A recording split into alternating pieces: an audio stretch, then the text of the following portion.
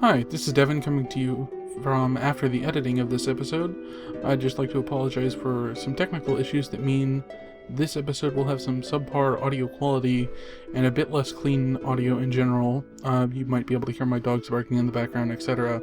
Just because due to some technical issues, we lost one of our audio tracks and I had to use my backup for recording everyone. So there's going to be a lot of overlap when there's usually not, because I trim dead starts into points being made and other overlapping bits of conversation that kind of die off, so it presents more cleanly.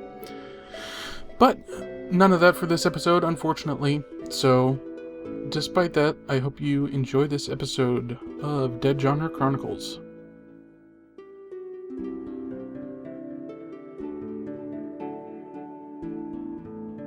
Welcome to Dead Genre Chronicles, a critical podcast on the diversity of JRPGs. Drawing from the origin of the genre to the present day, every month we play through a JRPG and we invite you to play along and send us your thoughts and questions on it. I'm your host, Devin. With me, I have my two co-hosts, Becky and Leroy. Hello. Hi. And also our special guest. Please introduce yourself. Hi. So my name's Pete. I am a part-time, sometimes anime critic who does not know when to shut up, part-time chiptune artist, and full-time living human person with detachable ego. Okay. That's good. Yeah. You might also recognize Pete from our podcast on anime, where we just sit in a Discord server and talk about anime we've watched for an hour or two every time. Yeah. Hooray. This episode, we're taking a look at Final Fantasy Tactics, a PlayStation 1 strategy RPG set in the world of Ivalice, the first of several games to share the general setting and style. Final Fantasy Tactics follows Ramza Belv and his company of warriors in their exploits across two kingdoms, traversing the supernatural conspiracy to consume the realm. Where do we want to start? Well, I'm excited to trash another Squaresoft game on this podcast. oh my god. We 3 in a row.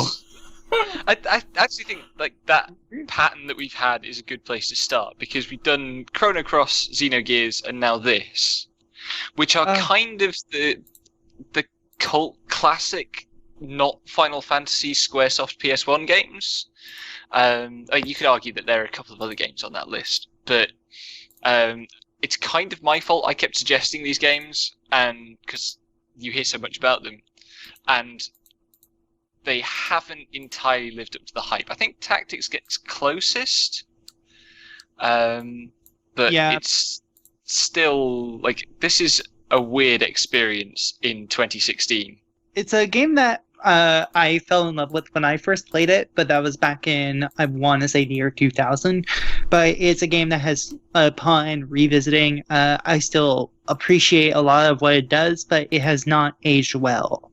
That's definitely true. See, I think Tactics isn't even technically experimental. It's like actually really straightforward, even though the gameplay's nonsense. So like Xenogears and Chrono Cross, it kind of makes sense. It doesn't really match up because the games themselves are just really weird. But Tactics doesn't even have that going for it. It's just actually a really standard Squaresoft game. I don't know if that. I mean, it's very clearly a Yasumi Matsuno game, which is it's slightly different to this Squaresoft oeuvre. I think it was just once Final Fantasy Tactics introduced crystals and pretty much crystal heroes, even though they're called Zodiac Braves, I just kind of tuned out. I was like, oh, this is what it's going to do, and that's what it did. No, I'll agree with you that once it introduces crystals, it's very much more Final Fantasy-ish. It's the part that like actually ties it to the series, but like it's very obviously a Matsuno game from just like it's very reminiscent of his previous game before this, Tactics Ogre, and it's also very reminiscent of his later entries because there are a lot of mechanics here, and a lot of them are extraneous. Yep, and I mean, it's also very, my favorite video game is Final Fantasy 12, and a lot of the reason I like FF Tactics is because it's like a test run for FF12 in a lot of ways, narratively. And Actually, we can blame Matsuno entirely for the existence of Ivalice, and just like looking at every single game he's worked on, outside of A2, every game set in Revenant Wings, every Ivalice game is his responsibility. Well, I'm quite grateful for that, I suppose. Oh yeah. I don't know. So like, it's easy to come out swinging against this game because playing it in a month is a bit punishing. But I did quite enjoy it. I know Devin and Leroy didn't get on quite as well as I did with it. Well, we both started the sentence with "well." Yeah, I know. It's really awkward to describe like how I feel about it. I don't know. Like when I'm done with it after I finish it, because I'm just like I'm thinking like I just played Final Fantasy V again. I played Final Fantasy 3 again because that's really what I get the most out of it. Because the parts, like the political aspects of it, that part that gets really hyped up is that actually doesn't really land, and none of that really lands. And so I enjoyed it for just being like it's a Super Nintendo Final Fantasy game that tried to be different, I guess, is like all I can say. And I like those. I do really like Final Fantasy V, although I don't think Final Fantasy V is capital important. Yeah, and as for me, I do like it. Kinda. It's not. I don't dislike it overall. I just have I have a lot of problems with its with how it defines its difficulty and how easily that definition is just ruined as soon as you get math. I don't even like saying bad, but the gameplay is bad. Yeah. It's a very, very mixed bag. I turned on Final Fantasy Tactics Advance. I was like, this is literally how the first game should have played. The thing is, it's like Tactics Advance is pretty much exactly Tactics Ogre, an Ogre battle. Oh, really? Yeah. And this is really bizarre because Final Fantasy Tactics was supposed to be, at least from like fringes of interviews I caught, it's supposed to be more of the like accessible game after Tactics Ogre, but the weight system and the charge system is super non-intuitive, and you never really get a hang of it. I basically swore off. Sorry, I basically swore off all of using magic or anything that has a charge time in the game because I couldn't figure it out, and just went with physical attacks. But even then, there's loads of stuff that makes it unpredictable, or just little details that if you're not paying massive amounts of attention all the time, just every result seems really random and weird. Just be an arithmetician and just set up a spreadsheet for absolutely everything, obviously, because that's the amount of detail that this game like wants you to go into, but it's like it wants you to do that for almost every encounter. Yeah, the problem is I think like I was paying rapt attention once I got arithmetician to like all the data on this every like enemy. Like, okay, all these guys are a certain level, all these guys are a certain experience, all of these are having a certain multiple for their charge time because they have a certain speed. So I will be able to hit them with all this math next turn, or if I wait a certain time. And it's just like, okay, this is really involved, and I love doing this, but also I was apparently expected to be doing this without the thing that would make it actually useful to know all this stuff, which is kind of like, not great. I guess there's no freedom. Like, okay, so say Final Fantasy 5 or Final Fantasy. Oh yeah, I'll pick 5 because 3 actually have to break it. So in 5, you can break the game. You can break the game anytime you want, but you don't have to, right? But Final Fantasy Tactics is like, I hope you've broken the game by now, because if you haven't, it's going to be impossible. It gives you like 2 chapters, slowly ramping up the difficulty, and then chapter 3 is like, all right, you better have done something. You better exploited something, or you won't be able to get past this. Hope you like refreshing until you just make sure you get the right zodiac symbols, or reset until you know how to actually combat this map. Hell, you could just reset until you actually don't miss, and then you might win a map. Yeah, that's how I won the fight with Weegraf.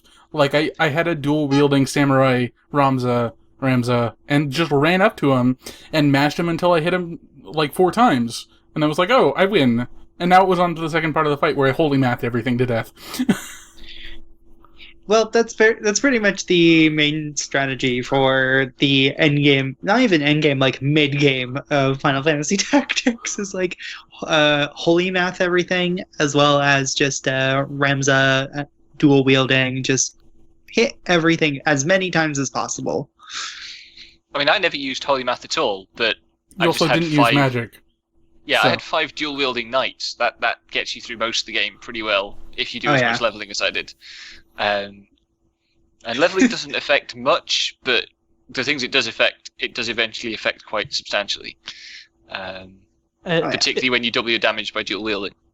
Oddly, I'll say it's not that mean of a game, just because of Sid Doofus they give you in Chapter 4.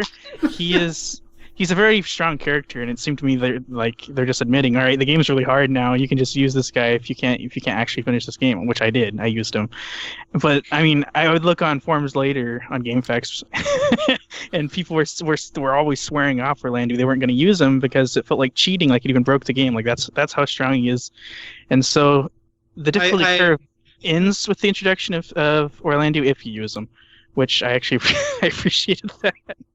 Yeah, it's very much my first time playing the game, 15 years ago. I used Orlando because I was like, I'm like 10 years old. I can't really handle this game.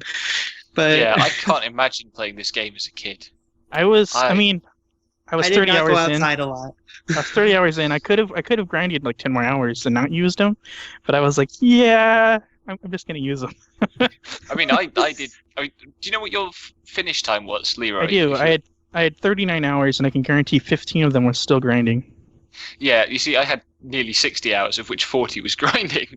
I did use Orlando, but I had 55:05 for my final time, and I could have shaved 5 hours off if I didn't want to go get Beowulf and race and generally get like a second Earth mission. Yeah, I got Cloud too. Like, so I did all the bunch of extra stuff, and also I got my level up to like 50. Like, it went up to 60, but then I lowered it with the lower level lowering trap in Zeklaus Desert, which is a thing that you can predict and rely on. There's a fucking trap here that lowers your level. This is for when you overgrind and you just want the job points. So I went up to level 60, dropped down back to like 45, grinded back up to 50 so I could get the job points I needed, because I was trying to get Dark Knight, but you have to kill 20 things and let them crystallize before it'll unlock Dark Knight, which is harsh. And then I was like, oh, I only need to be level 45. I could have done this like fucking 20 hours ago. Yeah, it's one of those things that's just like this run I clocked in, I want to, since it has been maybe I played this on War of the Lions shortly after it came out, so it was about 5 years, so I think I clocked this in about 40 hours. But it's one of those games that, like, depending on how much you grind and the requirements you set for yourself, it can be a pretty long game, or it can be like, your standard 30, 40-hour romp. I also think like the format of the podcast comes, like, it butts heads with this game because it's like a really fun, goofy sandbox, but when you're just trying to finish it like as fast as possible, then you're immediately like, there's constantly friction and frustration, like, because it just starts to feel arbitrary if you're not like actively developing your characters. If you're just trying to go from point to point through the maps, it just gets really hard really fast. Yeah. But then the curve is... Sorry, no, go ahead. Doing it this way, though, puts the focus more towards the story, I think. Yes, If you treat this game as a sandbox, you will lose the thread of the story, because the story is quite complicated in its way and not evenly distributed. And also, like, this game being a military sandbox does not fit thematically with any of the stuff the story is trying to do, which is probably the biggest problem. And I think I understand what they were trying to do, and we'll come on to that, but like, it doesn't work. It really doesn't work, and the actual kind of leveling up and developing these soldiers just feels like a distraction from kind of investigating the politics and challenging people in the world and like actual motivation and urgency. Oh yeah, I'll wholly agree with that. Like, noticing it more this time around, it's just that like you said, the structure of the game does not fit the urgent nature of the story, because like so many of these events are like even as early on as like chapter like chapter 2, where it's like, oh yeah, there's a hostage situation. Oh, sorry, it's still in chapter 1 even. It's a hostage situation. You know what's in between you and the hostage situation? Maps with random encounters. Yeah. Also, like once you get there, the hostage gets killed anyway. So I'm like, wow, good job for delaying me with these things, and then making me feel extra bad when she just dies in front of me. Yup. But I mean, like, some of that is the way the world is presented to you, because instead of like actually moving through environments and having challenges that are about movement, it's just you go from map to map, and on each map you have to do a combat objective. Like, if those maps were about get to the other side of this map safely in as few turns as you can, that would be a very different challenge. But there wasn't that level of creativity in setting the objectives. Yeah, even like Fire Emblem games. And this was going to happen. We were going to bring up Fire Emblem at some fucking point. But like Fire Emblem games have route maps, and also they have get to an objective or hold an objective maps. This one, it's just protect specific individual or route all enemies or kill specific enemy. There's like no interaction with the actual map itself in the objectives. There is that one odd map where Ramos has hit those 2 switches, but you're still right. you can still win by killing everyone. You can still route the enemies, yeah. Yeah. In fact, the switches aren't there in the War Alliance version. Oh, really? No, the 2 knights are stood on top of them, but like the switches aren't interactable. Wow. No, you just have to stand on the map or the square. That's how interaction works. You have to wait till the knights like turn crystallized to do it, which is why it's. Oh right. Yeah, you have to be on that tile. It's much faster to route the enemies than to actually do the objective. Yeah, the only interactable then is in the Gafgarian map at the end of chapter 2. You can open the gate. Yes. But you never will, because Gafgarian will kill you if you try to do that. I mean, he nearly killed me anyway, but then I managed to get Raze off from the other side of the gate because the white mage has obscene reach. I didn't even have math mage at that point. My Ramza had items because you have to learn items, but my Ramza learned items. Fuck! I'm so mad about that. Oh my god. That's still like one of those things that like still sticks with me to this day, is just like the ridiculousness of having to learn how to throw a fucking potion. You can't even throw potions. You can't learn it unless they added it. It's just like, you can only learn how to use them, but only chemists can throw them. Oh yeah, this is true. Inherently. You have to learn to pick up a rock and throw it. And then you have to make sure you gotta have it on that character under fundamentals. You gotta have that fundamental down. I can pick up a rock and throw it. Shit's important. Look, here's how you drink a potion. You remove the lid, you drink the potion, you throw the bottle against the fucking wall. You need to check for contamination, so you need special training. but then, Pete, you're gonna have to have a license to throw it against the wall. Come on, you can't do that. It's dangerous. I would honestly. I'm still grinding my license points for this. Stop it. I would honestly keep the chemist around if they let me have more than 5 people, but since you can only have 5 members in a strategy game, you're really limited in your actual strategy. Yeah. Oh yeah. Yeah, the squad size is brutal, particularly when you get to maps where there's like 15 enemy dudes. There's like 20 or 30 sometimes, and you're just 5. Can I also just say that like you keeping this small band like kind of feels like incongruous to like the gigantic political quagmire that's going on. Like, absolutely, I actually had to drop my faceless members because they were doing nothing. They actually felt like a drag on the plat, and I had to put in special characters in each slot where I felt like I was not paying any homage to stuff that was actually happening around me. Yeah, like I asked really early on, like, hey, am I gonna get a character that's named as and is important that isn't like generic anytime soon? And Becky was like, no, not really. No. But then, like, the problem with that is that all the named characters who do eventually join you, as soon as they join you, they stop being part of the story. Yes, that is they become faceless. And also, they become part of your main force, which isn't true when they're guests, because while they also act on their own AI, like, you have extra troops. You can have more than 5 if they're guests, and they only use that for that. You can't... it's so annoying. It's so mad. Yeah, also, guests are useless. The guests are useless and never... Oh, when they join, they're unusable because their JP is so low. They don't have any abilities. The reason I grinded like 5-10 more hours just because I wanted to use Marek and RF, I think that's their names in War of Alliance. Yeah. And I needed to basically grind out JP with them because they also can't take courier quests because they're special characters. Yeah, the errands were really useful for generics, but not for anyone else, which sucks. And Pete, sorry for interrupting you. No worries. I completely forgot what I was about to say. Nice. That's okay. I do also want to say that, like, it is really frustrating because one of the toughest maps in the game is for me at least, was the Gallows map. Because it's like, with Gafgarian? Yeah. Yeah. Because it's like, here's Gafgarian, he's overpowered as shit. He also has 9 people backing him up. Deal with it. And then... So what I ended up doing was I casted fucking Toad. I had 2 black mages, so I just casted fucking Toad and Slow and a bunch of shit on fucking time mages, so they couldn't haste anyone.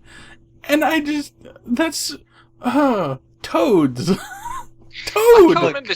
I can't remember struggling with that map too much, but... I absolutely struggled with it, but I think You were also over-leveled to hell, Becky. That was Chapter 2.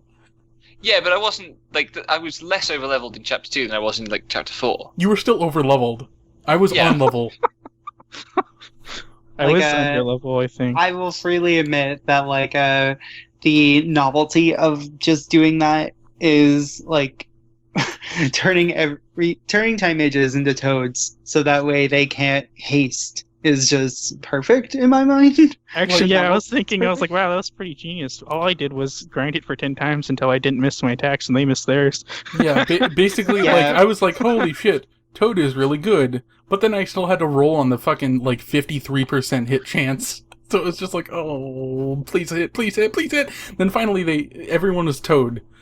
Except for Gafgarian, and he suffered, like, a zillion things being flung at him from my Dragoon and other things.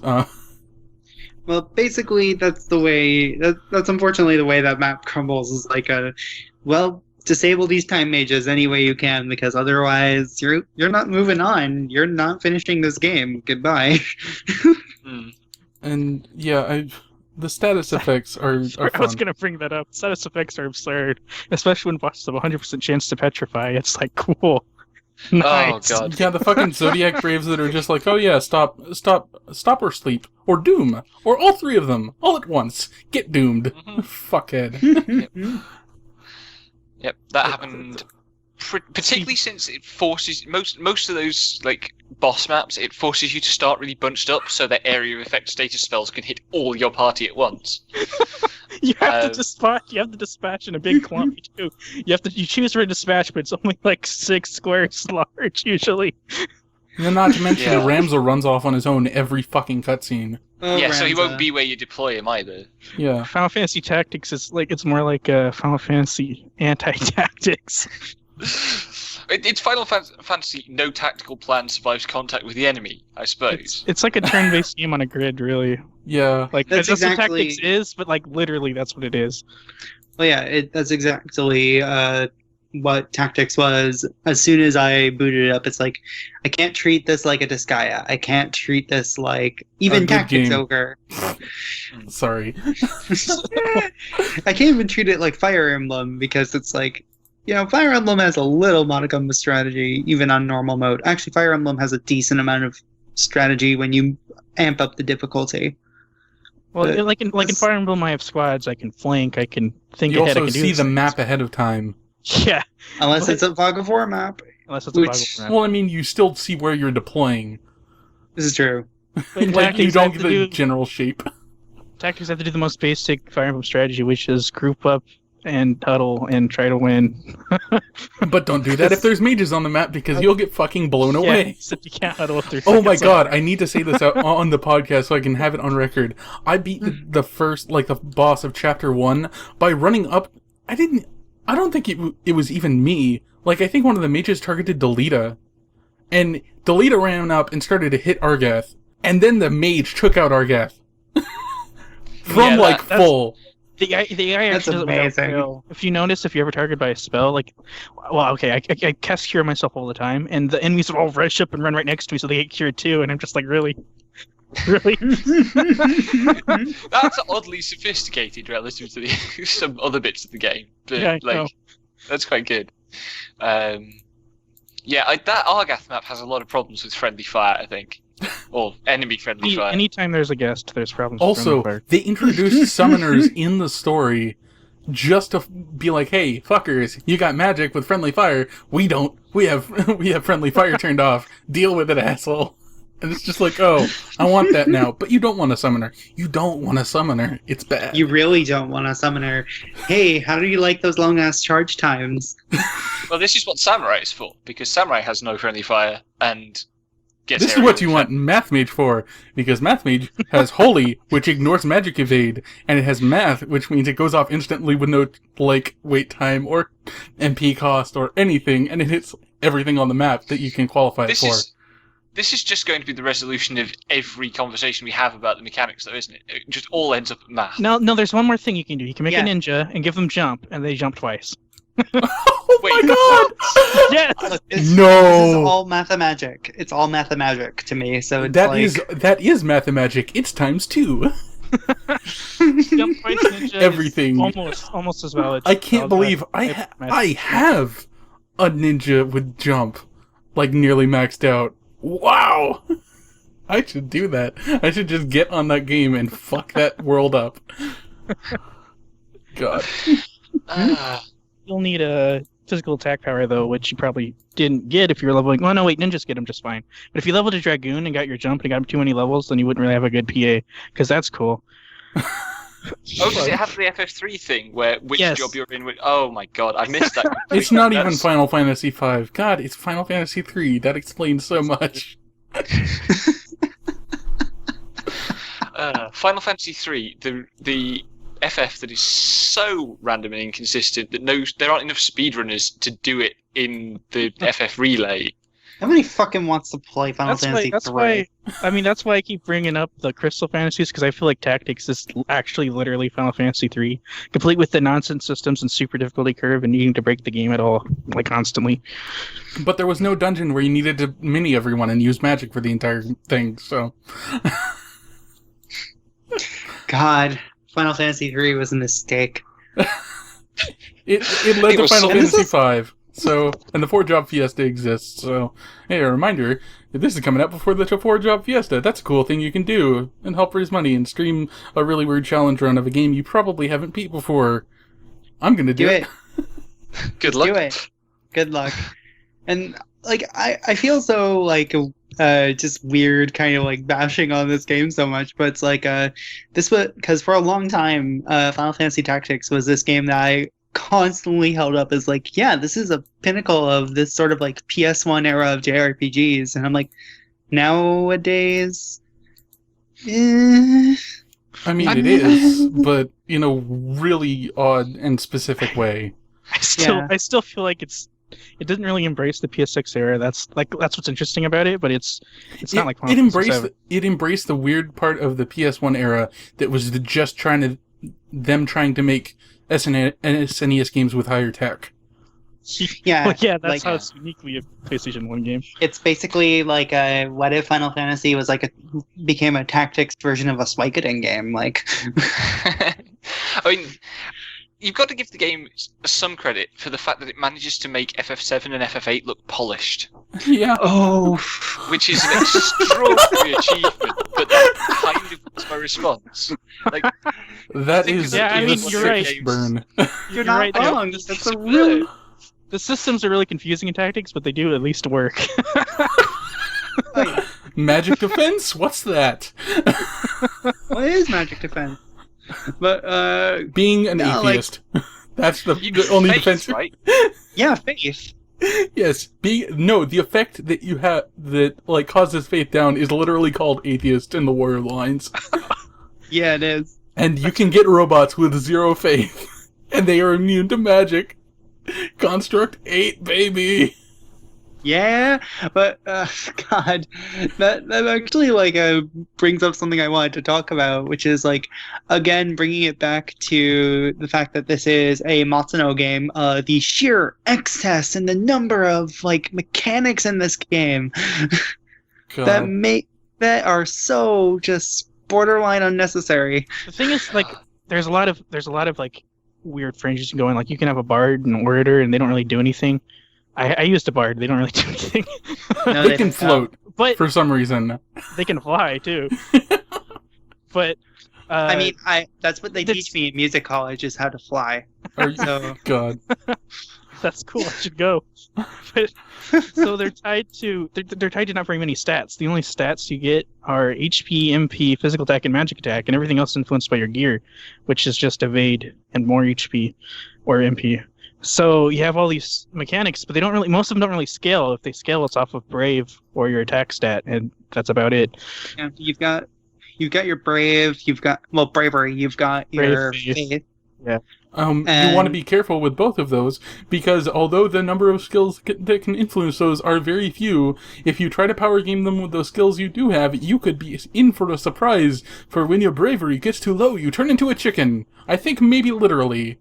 And if your faith gets too high, you go, like, the unit will literally leave your force to go become a priest or some shit. Like, Yeah, they leave on a pilgrimage. yeah. Yep. Which is a cool idea, and in a way it's cool that the game commits to that, but also I'm very glad I never ran into that mechanic. It's also very hard to actually run into that unless you're power gaming very, very hard. That reminds me of permadeath. In a game where it takes 20 hours to develop a character, your character can die forever. In a random Yep. encounter. Yep. I hope you brought along That a can Phoenix happen as you down grind, and because you someone... need to grind. Oh my Look, god. I hope you didn't need this ninja, but they're gonna join the monastery now. Sorry. Not sorry. But yeah, it's really frustrating that, like, this game was like 75% grind for me, being really conservative with that value. And it was still really, like, really frightening to have anyone hit low HP until I got Math Mage and could literally nuke the entire battlefield, including my own team, within friendly fire. As long as one of those mages or the guy with the sword that absorbs holy is standing at the end, I win. So, like, until you get these really absurd, cheesy, synergistic workarounds, it's really kind of tense and not in a way that contributes a whole lot to it mechanically, especially since you know that if you do lose someone, you're going to have to either wait for a new character to roll around in the story, which is more common at the end, or you're going to have to get a rookie from the Warriors Guild who's going to be like level 1, and you're going to have to level him up again, which is the worst. So basically, it's not really permadeath. It's I have to restart my game death. Yeah, it's Fire Emblem permadeath. In meaningfully, you're never going to... Some people play Fire Emblem, they actually let the deaths happen, because you're going to get Bravo units on them. that can replace your old units. Like, it's not do or die like in too. Tactics. It's like completely, you lost all your time. There's no coming back from that. Exactly. That's one of the most frustrating aspects about Final Fantasy Tactics is, like you said, Fire Emblem does give you the option to replace it with, like, you know, a unit who wouldn't be as good as that previous unit if you had fully leveled them up, but, you know, it's making up for lost ground. Or in Disgaea, where if a character dies, that doesn't matter, you can just bring them back. Nope. Yeah. Nope. You get 3 turns, and then you're fucked, you're restarting. Which is terrible. And we're talking about there's a lot of grind in this game. I don't really mind grind, but I do when it takes like a minimum of 15 minutes to finish a map, and it goes up to like you can spend like an hour on a random battle, and the rewards you get after a random battle aren't that steep, so it takes a lot of time to grind just because it takes a lot of time to do a tactics battle.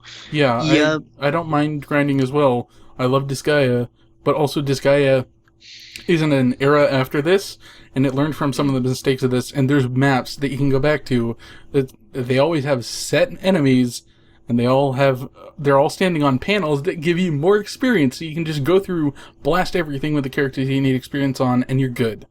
This one, it's just like everything scales to you, and you just get to grind however you want to, including just sitting in a corner and focusing, or beating up a toad. Yeah, I mean, I think there's it's quite useful to talk about Disgaea as a reflection on the earlier tactics RPGs, because like Disgaea is broken and fucky as heck, but it's built around that conceptually. Whereas a game Oh, like yeah. Tactics, I think there's an organic quality to the design. I've been trying all month to think of a better word than organic, but organic is the best I've come up with, where they've just put these systems in and run with them. And it's not just like math, it's also things like the height system and line of sight, which are clearly there to kind of represent a world in a very tabletop wargame sort of way. Yeah. But they've just committed to them utterly. They haven't tried to mitigate them for player convenience or anything. And the result of that is that if you try to take all those mechanics seriously, the game is unmanageable.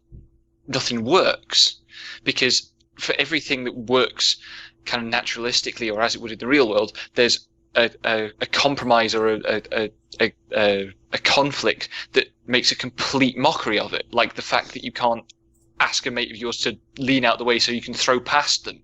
Like, your characters completely block line of sight. Everyone is 5 feet wide. Also, line of sight's very arbitrary. Like, I cannot see someone but cast a spell on them. But if I can't see them, I can't shoot them for some reason. Well, I mean that one, but that one makes sense. You say, but then why can I cast a spell on them too if I can't see them? Yeah, but like also, I mean, in that it's very like Resonance of Fate, which has this kind of, and particularly the line of sight thing is very. I actually felt like this game was really similar to Resonance of Fate and just how fucky it is and how unintentionally fucky it is. Yeah, but.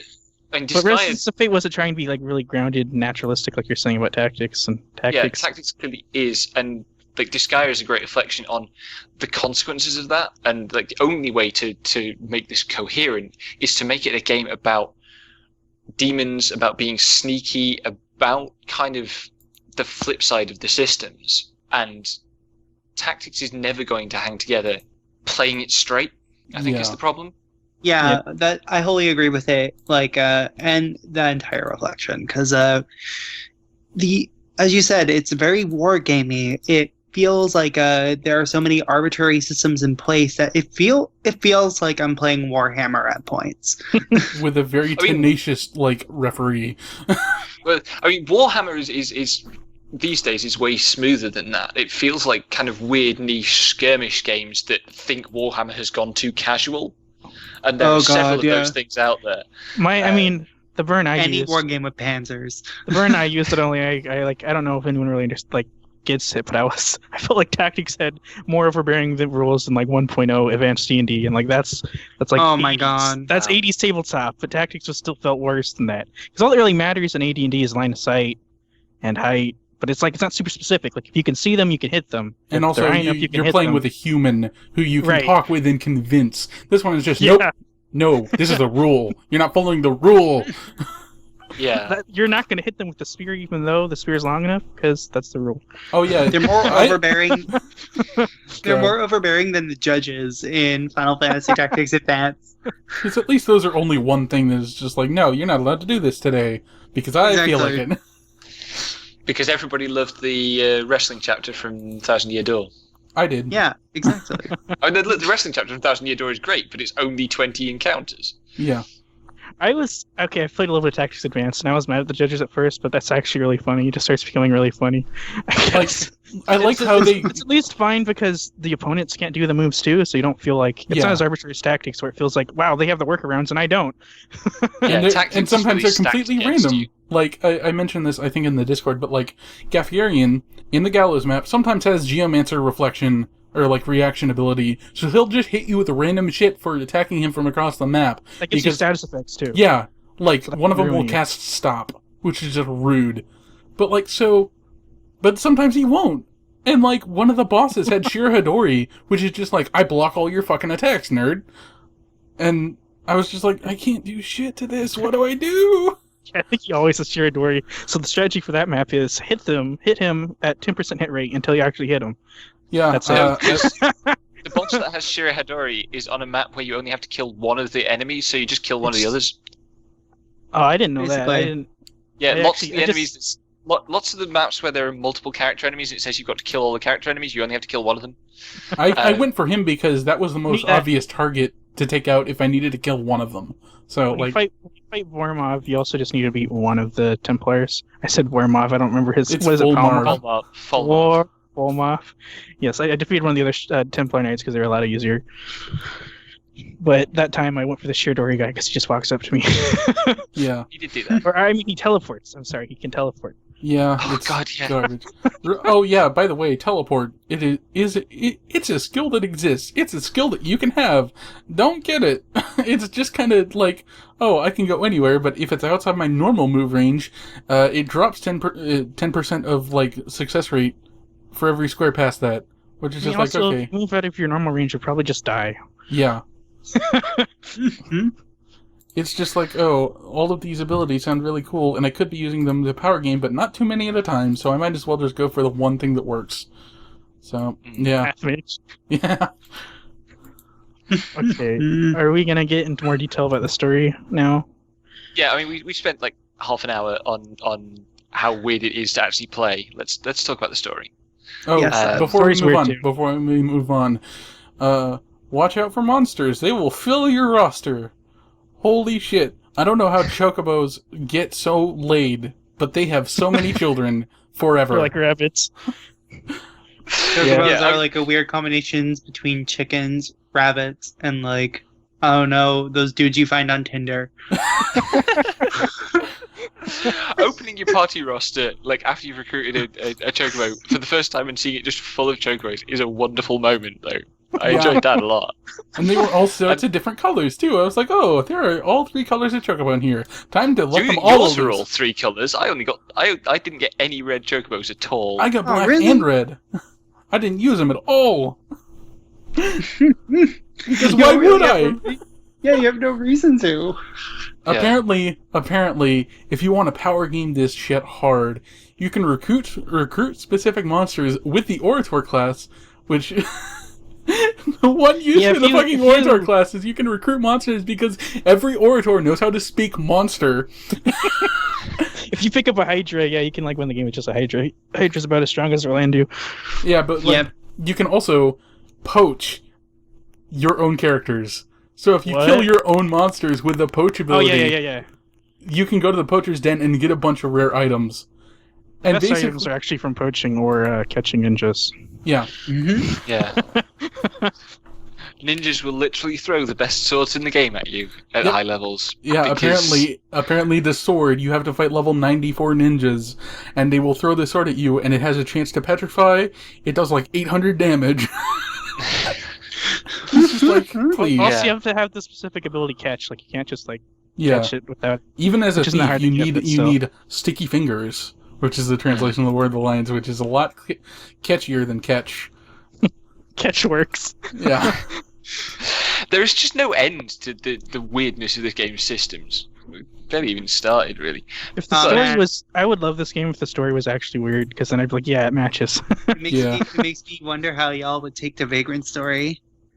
I'm going to play Vagrant Story at some point because it's Yeah. the missing link in my Matsuno knowledge. But like, we'll get to that eventually. Anyway, on the story opens with like my favorite device in fantasy storytelling, which is like the first text you see is this historian telling you, here's the history of the world, and this guy is lauded as the savior and the person who fixed everything, but actually new information has come to light which says it was this other guy instead. And I got really excited at that because that's what my favorite fantasy novels do. And it was kind of all downhill from there. That device is largely unimportant too. Like they don't really do It's much so with it. irrelevant, and like it's useful because it warns you that things aren't going to work out happily, but also they don't work out happily in an interesting way. I think Also, we're probably going to have to put like spoilers. We're probably going to have to talk about the ending. We will. We will, yeah. Right. Yeah. But That's our thing. Oh, I forgot what I was going to say. Oh, I feel like the only reason it's there is to give like scant characterization to Delita, because there's very little characterization of Delita like anywhere. So they're like, here's what happens after, and here's this really convenient device to tell you that. But like they didn't need it either. But anyways, Arazlam is his name. Yes, Arazlam or Arzalam, yeah. So the story opens with this complicated political situation, and then immediately goes into a flashback where you encounter Ramza and Delita as who are kind of the two main characters of the story at the end of their training as squires, and they get into and they're like Delita is Ramza is a noble and Delita is a common born lad who has been adopted by Ramza's family along with his sister. And the complex political situation is it's after a war. There's a bunch of military people knocking around who haven't been paid and don't have lives and are generally causing unrest because they're actually in open rebellion against the nobility, but nobody's willing to admit that. Nobody's willing to admit that they're a political entity, that they're just kind of presented as brigands to you, the character. And then you find out through the course of the first chapter that that's not how they see themselves. But basically what happens is that the idea is like Ramza represents the noble part of the nobility and Delita represents the non-noble people. And chapter 1 is supposed to be like Ramza realizing that nobility is an inherently corrupting evil thing because there's this third character, Argath, who is just pure upper class bigotry. He's a foil to 11. Like, he's the most extreme foil I've ever encountered in a long time. God. Yeah, it's like this type of person would not have survived like a single day of being a real person. Yeah, he's a cartoon, but he's also he works though too. I mean, yeah. he kind of works. The thing that the game fails to do is make you see Argath as the product of a system. No, they don't really humanize. Yeah, they don't really humanize him either. It's just like they're setting him up as like everything Ramza's not, instead of like a symptom of like you're saying. Yeah, he's just kind of like, some asshole, which is all he really exists to do is like Delita's sister gets kidnapped to be used as a hostage, and all Argath is there to do is be the noble who actually kills the hostage so that the other nobles can win this fight that the hostage is being used to prevent. And then for some reason in War of the Lions they bring him back in chapter 4 as a revenant because sure, whatever, as a bonus battle. But and then at the end of chapter 1 Ramza goes, oh wait, I now see that yes, my noble brothers and this Argath asshole have shown me that yes, the nobility are corrupt and wrong and I should not be a noble. And then he just goes, okay, I won't be a noble then. There's I guess there's two touches that come relevant later. The one is you fight Wheatgraff's sister, yes, Meludia, and Wheatgraff is the leader of the Corpse Brigade, who are the ex-military people rebelling against the nobility. Corpse Brigade is a great name, literally like not subtle at all. Yeah, we are the zombie rebellion. Anyway, yeah, so Wheatgraff wants revenge, tries to get revenge too for the the murder of her sister, but he doesn't. He can't do that either. And he's like an idealist to the he's like super idealist to the end, and he does everything right. He's like, no, we didn't want to kidnap. No, we didn't want to do this. I'm going to reprimand my men. And he tries to do his rebellion, but with no compromises to his ideals, and he loses. Yeah, I feel like Wheatgraff's story is probably more interesting than Final Fantasy Tactics' story. Oh, honestly, Wheatgraff. Oh yeah. When I was thinking about Wheatgraff and Gafgarian, I'm like, these characters are a lot more interesting than Ramza. Gafgarian isn't. Gafgarian. Gafgarian? Well, maybe there's translation difference, but there's hints that Gafgarian is fighting for his ideals too. He keeps saying I actually think your brothers are right. He's just like, you're the one paying my bills. I'll go for whatever you want. Yeah, like in my version he was saying, I think your brothers are right. Someone needs to unite the kingdoms. I think they should do it. That's why I'm supporting them. And that was in the text. Right. In War of the Lions, I feel like Gafgarian is a defender of the system, but it paints him much more mercenary in that. Like he's a defender of the system because the system benefits him. Well, I mean, and he's just conscious of that in a way that maybe the other characters aren't. But that could well be a translation difference. Also, that just reminds me of still untrue. That just reminds me of Final Fantasy VI, where apparently the original localization completely reversed the inclinations of Setzer, because they translated it as the Empire's been good for business, and it actually meant the Empire has made my business dry up. So it's, oh wow! Whoops. Yeah. That was an interesting fact. I think they fixed that in the GBA Yeah, they did. Which is why I found out about it. I was like, which one of these is better? Turns out it's the one that isn't from the 90s. Surprise. Translation stuff is fun. Trust the more recent, whenever you deal with a Square Enix game or a Squaresoft game from this era, it's trust the later translation. And also trust it to maybe actually have some of its bugs fixed in later versions, because apparently the 6 Advance has the fucking functioning magic defense stat. It does, and So that's it has a functioning magic defense stat, and you can still suplex a train, so it's the superior version. Yes. Okay, I will rescind that Gafgarian is interesting. Maybe that's not true, but he's one of the only characters that actually believes in something, states it, and fights for it, and most other characters don't really get that far. Well, I think there is still possibly an interesting character in Gafgarian. He doesn't get a lot of room to that because he also has to be a khaki scenery chewing bastard for most of Chapter 2, and he is there just to be a villain that dies. Also to lead Ramza on.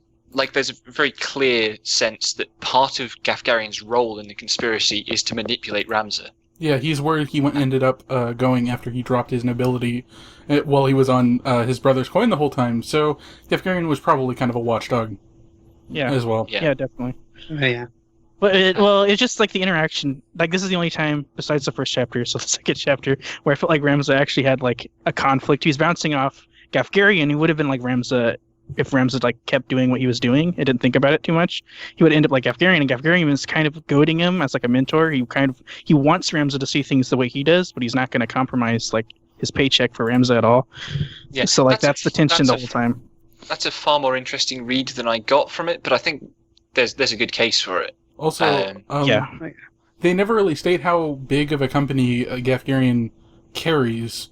Because, you leave with Ramza and you have, 5 people with you. 5 or 6 people.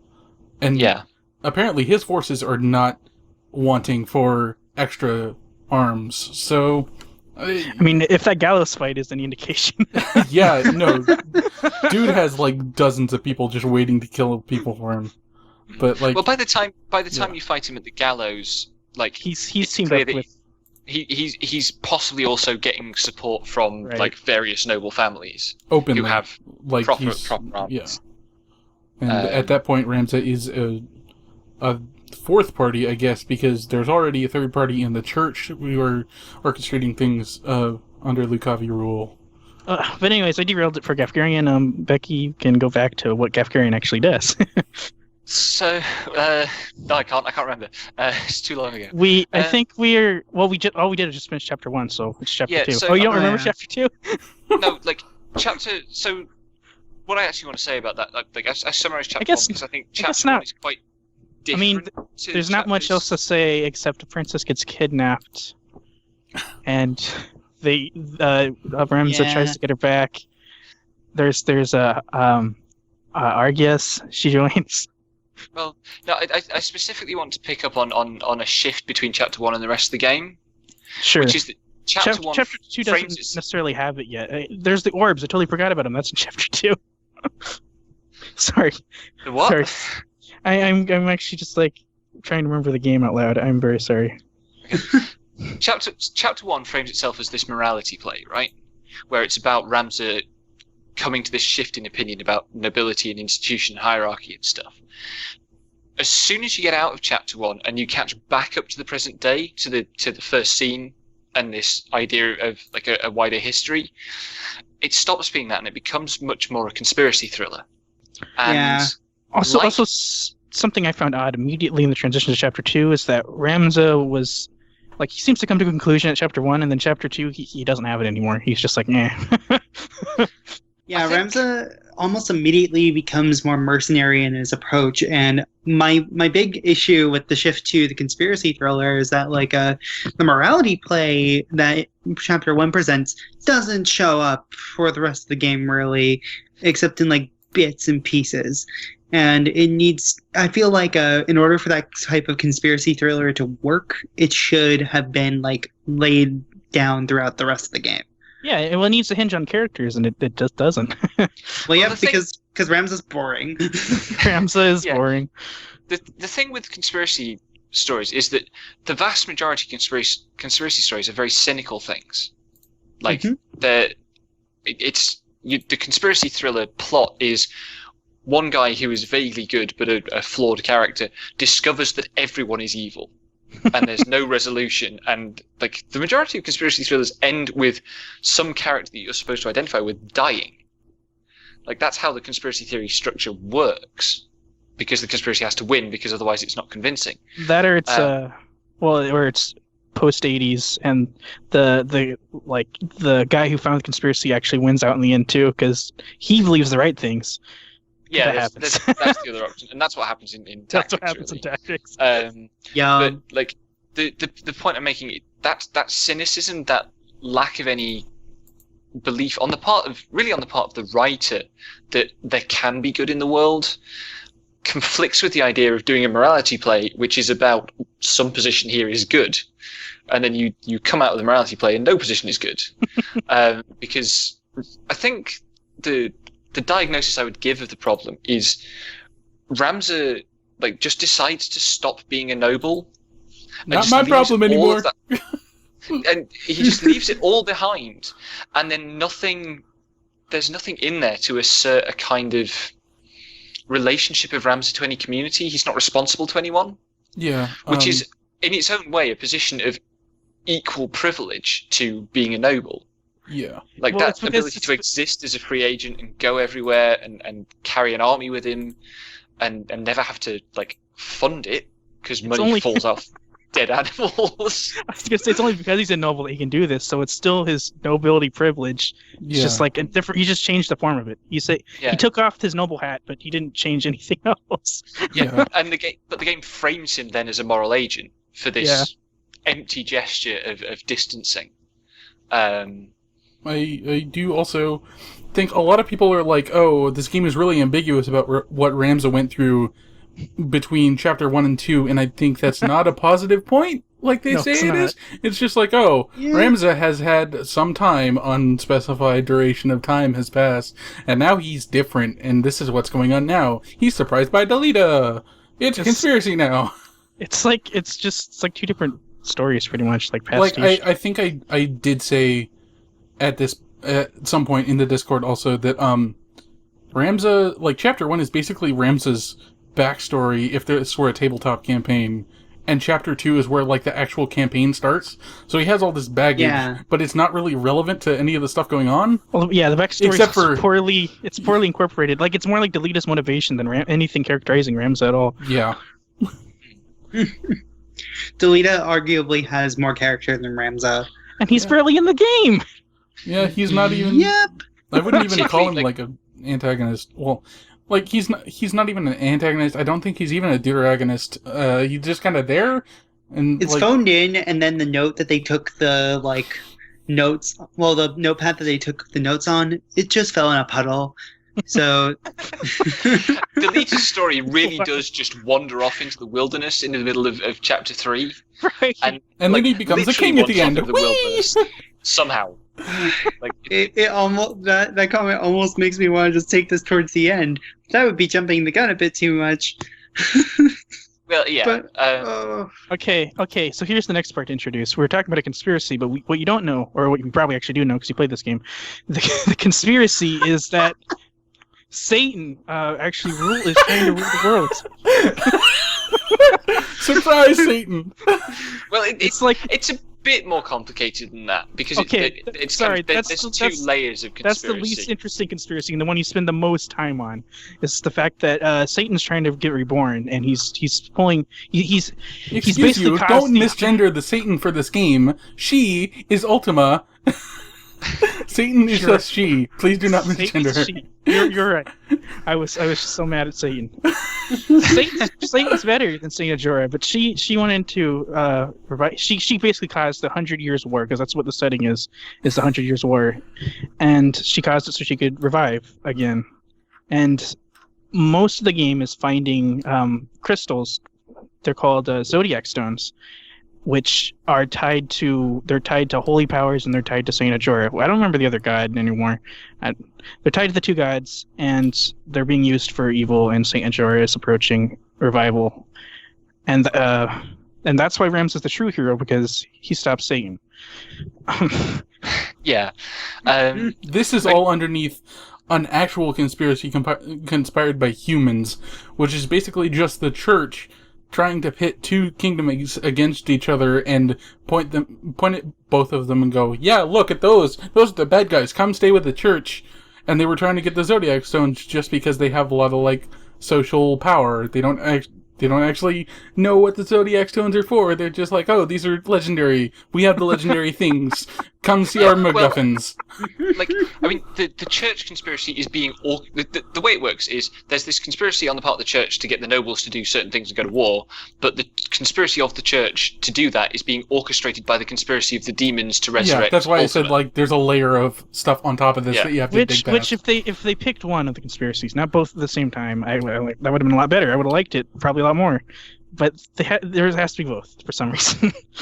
And the fact that there is both, and then they spend the most amount of time, honestly, on this like demonic conspiracy, it's just like it becomes rote. Oh my god! I just realized this is the plot of Geist. Geist? Oh, God damn it! The plot of Geist. Because Satan takes over a guy and tries to rip a rift into the world and take over the world. And I mean, I guess it's a plot of Geist. To me, it's the neutral This is right. also it's the neutral a plot to Armageddon in the Bible. But yeah, I know, but like also Geist. Where in neutral route, you're like, you know what, everyone's wrong, and I'm going to beat all of you. And that's what Ramza does. Yeah. So, I guess like there are moments where it reflects on this, like particularly I think in the second chapter and into the first part of the third, where it's still mostly talking about the relationship between the church and the nobility and the common folk. Like there is one moment where a person who's very cynical about all of this stuff, and maybe is the first person, I can't even remember which character it is, but a character who is maybe one of the first that you meet who's actually in on the Lucavi demon conspiracy. He's very, very scornful about the church's plot, but he actually describes religion. He doesn't literally use the phrase "opiate of the masses" in the translation, but he uses the word opiate, and he says religion exists as the drug to keep the people pacified. And I think in some ways the most nuanced thing about this game is that the person saying that is a bad guy, because opiate of the masses line has become such a banner attitude for like for like the good atheism. Yeah. And people who think of themselves as rational heroes and are just twats. And the fact that in this game it's a bad guy espousing that attitude and espousing it with exactly that kind of contempt for quote common people, that works quite well, I felt. It's commentary on Reddit well ahead of its time. Did y'all open the giant lore tome and read that? No. Yep. Yo. No, I did. So I think this is just another. It's not that. I guess it's not that important, but it's just another level of the cynicism that Tactics goes to. Basically, well, I mean, I want to say of course, but it's not of course. But basically, the whole religion is a super lie. It's a super duper lie they've been keeping up forever, and that's why the Germanic scriptures are so coveted. Even though they're like, it's also kind of like stuff on the Germanic scriptures isn't a lie, but the only stuff that isn't a lie relates to the actual devil. But all the stuff that relates to their god they worship, the good god, like isn't real. There is, but like to counter that, there is the one time where an actual miracle happens for some reason, just to be like, hey, God exists though. Oh, is that the revival via Marek? Zodiac? Yes, that's when Marek revives via Zodiac. Yeah. So it doesn't really commit to the edgy atheism either, which is like, I guess Tactics doesn't really commit to anything. It commits to its mechanics. Yeah, it commits to its mechanics. I mean, until it gives you a win button. And like it's like that web of stuff, web of different ideas, which would be cool if they didn't end in Satan's trying to rule the world. God. And then it delivers you to the ending. I think they skipped a chapter. There's one part I like before the ending. Like, okay. Like we all know you fight the devil, and chapter 3, Wheatgraph decides, he's like, hey, I can't actually do anything on my own, so I'm going to join the church, and it gets really evil. And we should talk about Wheatgraph when we talk about the gameplay, because I guess we will. Oh man, Chapter we actually three kinda- we actually have chapter a question about this. So yeah, we can talk about WeGraph and. Yeah, well, we'll do it when answering questions. All right. I just want to say, Chapter 3 is actually pretty like bad. Besides the climax, that WeGraph climax. Yeah, it's like, the worst part of the game. Nothing happens in Chapter 3, and it's just as long as the other chapters. And I was just like, it just felt like filler. It's actually as long as Chapter 1 and 2 combined in terms of like maps to cover. Oh, okay, so it's longer. No, that's Chapter 4.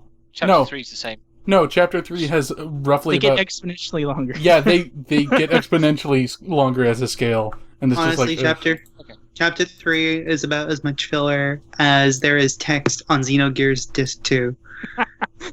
Wow. Yeah, pretty much. Then okay, there's one part which, in my opinion, just my opinion though, it should have been the actual climax of a different game, not the game I played. Is when Ramza confronts his brother Dark about first of all he killed his dad and like all the bad shit he's been doing, and I don't remember his what was his other brother's name? Zalbag.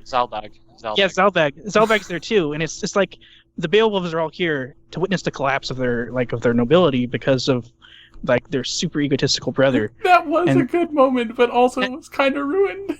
Yeah, of course it was super ruined. I get like heated when I think about it. But like so like you fight out like RPG style like the collapse of their noble family, and like Dicey Dark's like shouting at them like I was doing the right thing. We're gonna be kings. You guys have no ambition. You guys have no foresight. I was doing this for us. And what are you doing to me now? You're betraying me. And then they're like, you've tarnished our name. You've ruined our family. And then like that's like a genuine tragedy, right? I was like, wow, it's pretty heavy. And then literally the next map after, Zalbag comes back as a vampire because of the devil, and you have to kill him. No, like not even that. Like like you fight what's his face, fucking Dicey Dark. Yeah, you fight him. Dicey Dark becomes Lucavi. I forgot. Yeah, he goes beast mode, and then just like snap the fingers, and fucking Zalbag's dead. He just vanishes in a pillar of light. All your struggles in that map were for nothing, and then you have to kill your other brother. It's like, okay, fuck off. It's not really about your family either at that point. Although, like, okay, Tactics could have said, like, really bluntly, it is kind of what they're saying. Like, these people are really evil, so they're super monsters. That's how evil they are. But like, they don't even nail that. Really, it's just like actually the devil. Yeah. But then it's like a sketch of an idea for allegory rather than like actual metaphor. Right. Oh yes. Yeah. Right. No. God damn, we should have called this like some joke about political cartoons, because that's what this game is. This is just a political cartoon in 40 to 60 hour form. Anyway, it's a really like political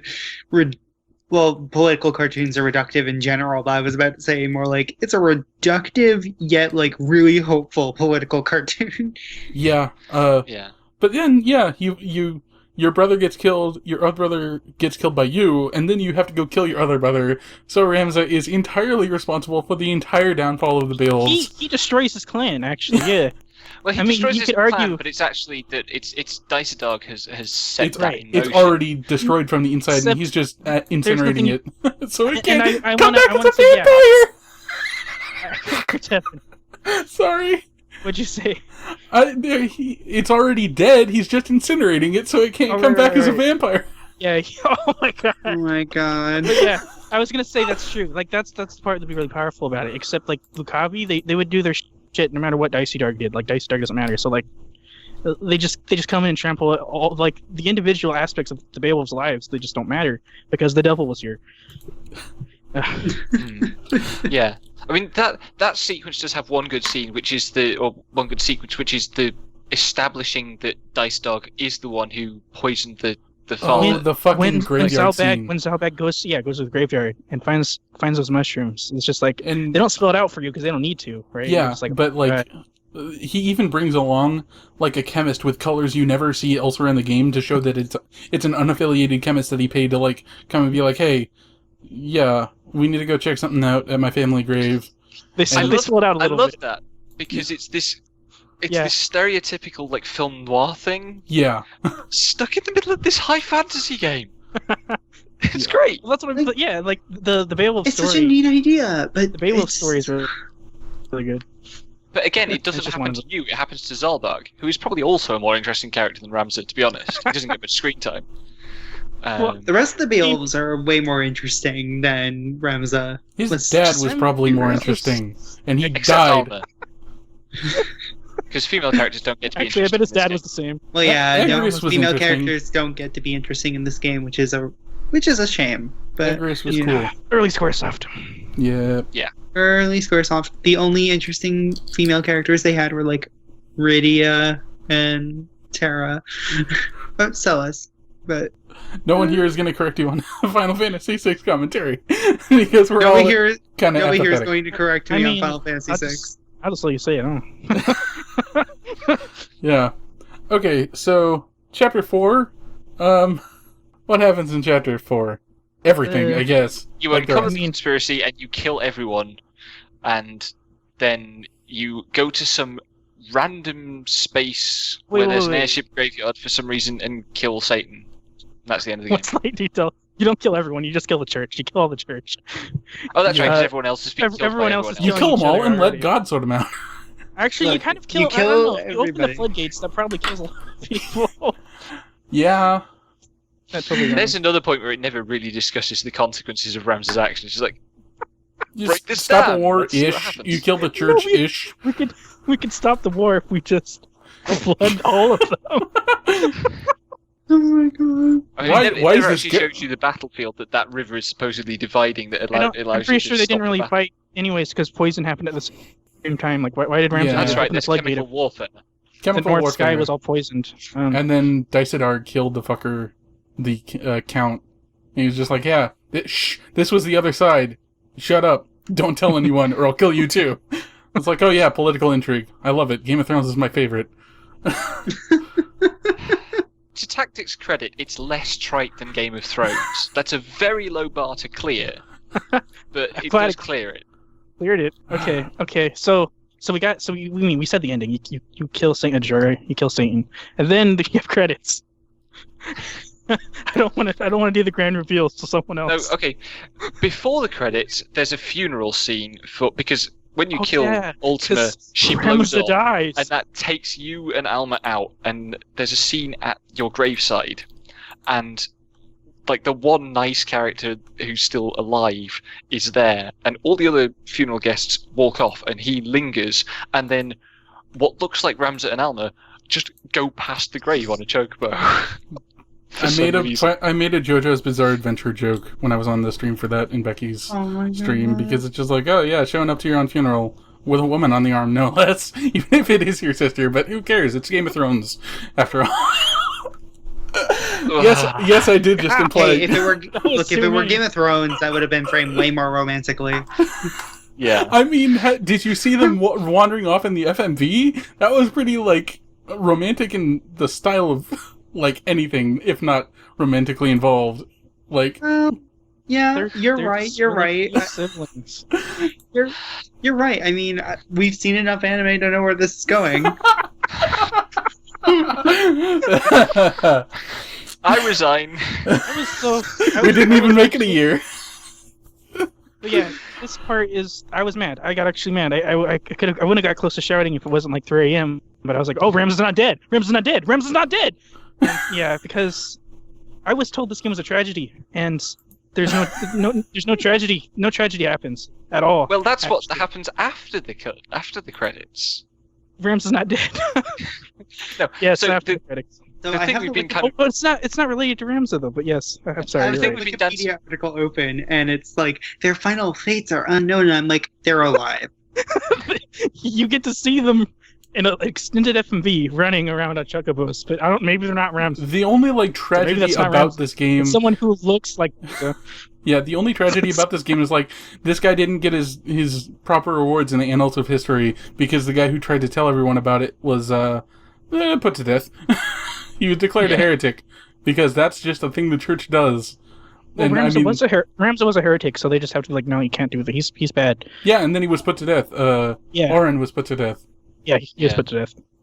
So Anyway, so after the credits, you see that what's actually happened is Delita, who we should probably Oh, yeah, backtrack and that. explain. Like, Delita is the one who ended up repeatedly abducting the princess, and Delita- she kind of gets Stockholm syndrome, and That's then right, yeah. I think one more thing to say too is Delita orchestrated most of the conspiracy. It's not really clear if he knew about the Lucavi or not. He certainly participated in the majority of the winning side. It kind of seems like he knew about the Lucavi, but he's like, you know what, Rems is going to beat them anyway, so it doesn't matter. And so he's just like that phantom puppet master but it doesn't really describe how he does the things he does. He just kind of does them. Well, how he does the things he does is there's this idea that if you control the princess, you control the succession, and that's his plan. And ultimately, that's what he does. And he marries the princess, and they become king and queen, and they unite the kingdom and sort all the social problems out. I was saying he does so much more than just at the end, though. Like, he's the one who incites both the sides. He's working with Funeral, too. It's like he does everything, it seems like. Funeral's the high priest. But anyways, yeah. that happens. He gets it. Yeah, he manipulates a lot of this stuff into being, kind of using the church's conspiracy and various factions against one another, and getting very lucky in when he chooses to switch sides. Yes. Because he's just like Delita operates alone. Ramza has a posse, but Delita is alone, and somehow lucks his way into the crown. And then after the credits, it cuts to like the princess being, in the future. It's established that the kingdom is now secure, and the princess is kind of in her tower or whatever, and Delita comes in, and the princess stabs him. This is after the astrologist dies, though, right? So, is that her? So that must be her motive, because I couldn't think of one before. I think her motive is supposed to be that Ramza for some reason. Yeah, but I think she says you used everyone, you even used Ramza. So sorry. Yeah, I think it's like she heard news of like the funeral or something. Right. So it's these things all together, and like the dawning realization. Yeah. Oh, I read it as much later, kind of in history than that, much more temporally removed. But see, they don't really tell you when it happens. Concrete. They don't like even mechanically. In the future. Mechanically, they don't give you a concrete scale of time, which is kind of funny because it's just like, oh, I've been around this world for like fucking 2 years now. Yeah, I've been playing for 20 hours. What's the deal with that? And random encounters. But like, yeah, I didn't want to assume it was far in the future, because then it would make zero sense instead of barely making sense. So yeah, I kind of read it as a high drama thing of this couple have grown old with their secrets, and then it's become too much for them to bear. Yeah, I guess that's true. Yeah. And then like she goes, I can't handle this anymore. I can't stand the sight of you. Stab, and then he stabs her back, and they both die. And that's I think like that's mostly basically what my read, except happened earlier. I don't think there was a whole lot of time between like that and between the end of the game and that. I think it makes a lot more sense to like the funeral happened. She heard through someone because she still has the dagger that Agrius gives her. Like she doesn't think of carrying a dagger until Agrius hands one over. The reason I feel like there has to be a delay is that, like, the myth holds that Delita stabilizes the kingdom, right? Which must have taken longer than soon after the funeral. That is actually like, see, that's but what like it would also like confusion with this ending is like the time frame. I wish they changed her sprite if it was supposed to be later, because then like the thing visually, is though, you can like, communicate that visually. That's all they're working with there. The legend doesn't state anything about the queen in that whole thing, so, and also like the matter of traveling, word traveling when she's kind of in an isolated situation, especially if she had Stockholm syndrome, she probably wouldn't think twice of like, oh, someone might try and get me and take me away from Delita, and then having word come through like handmaids or something that Agrius and thus Ramza were lost probably would break that.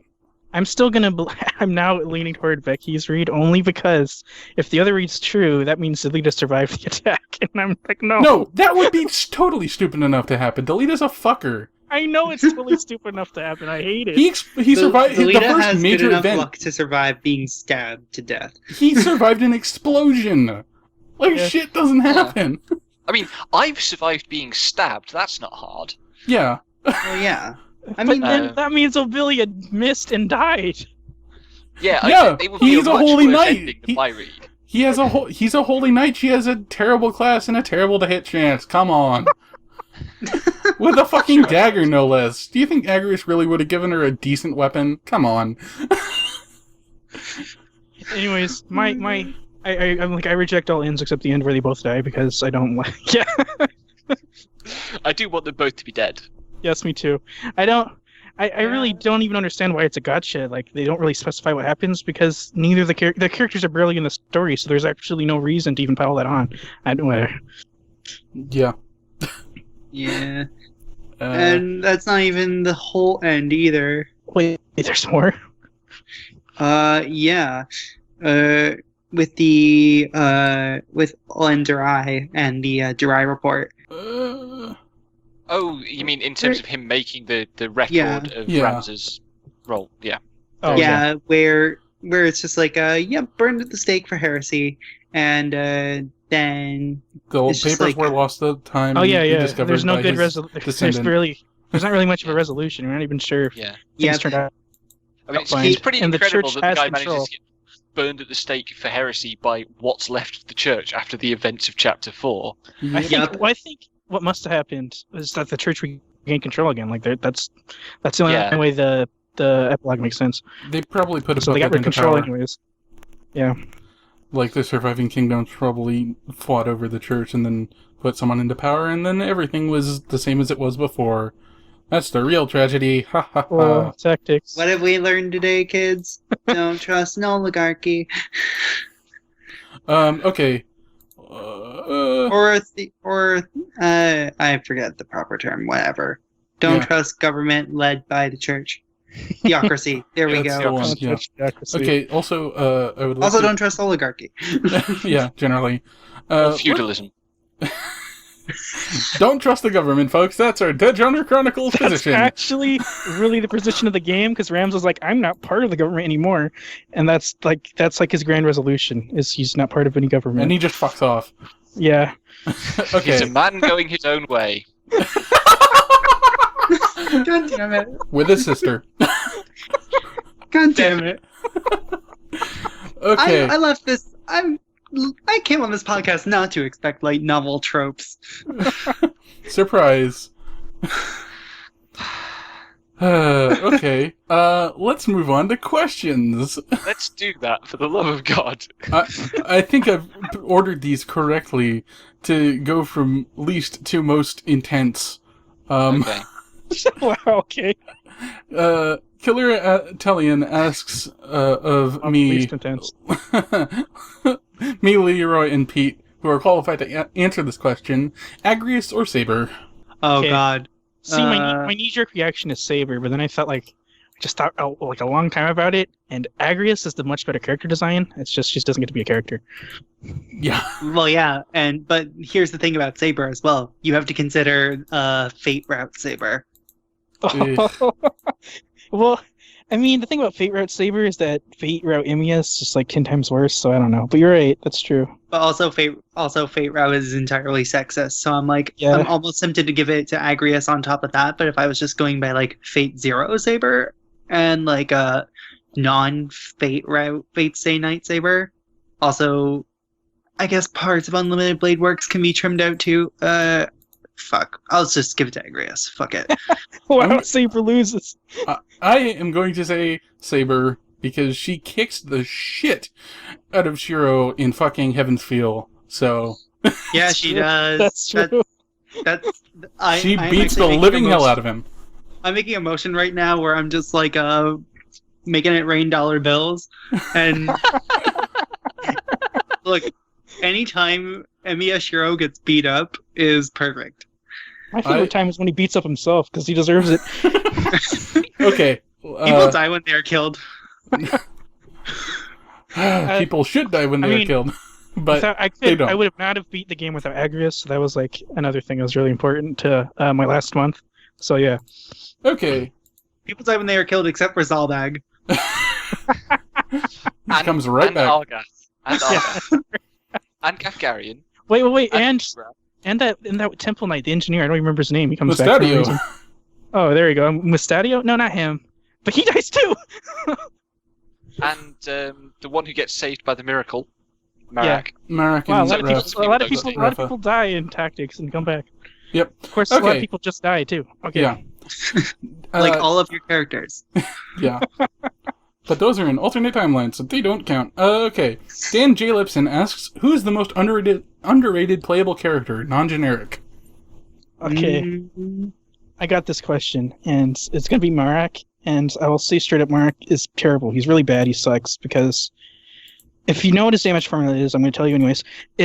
He does more damage the less faith a character has, but no characters ever have less than 40 faith, so his damage caps out about like 140 or something.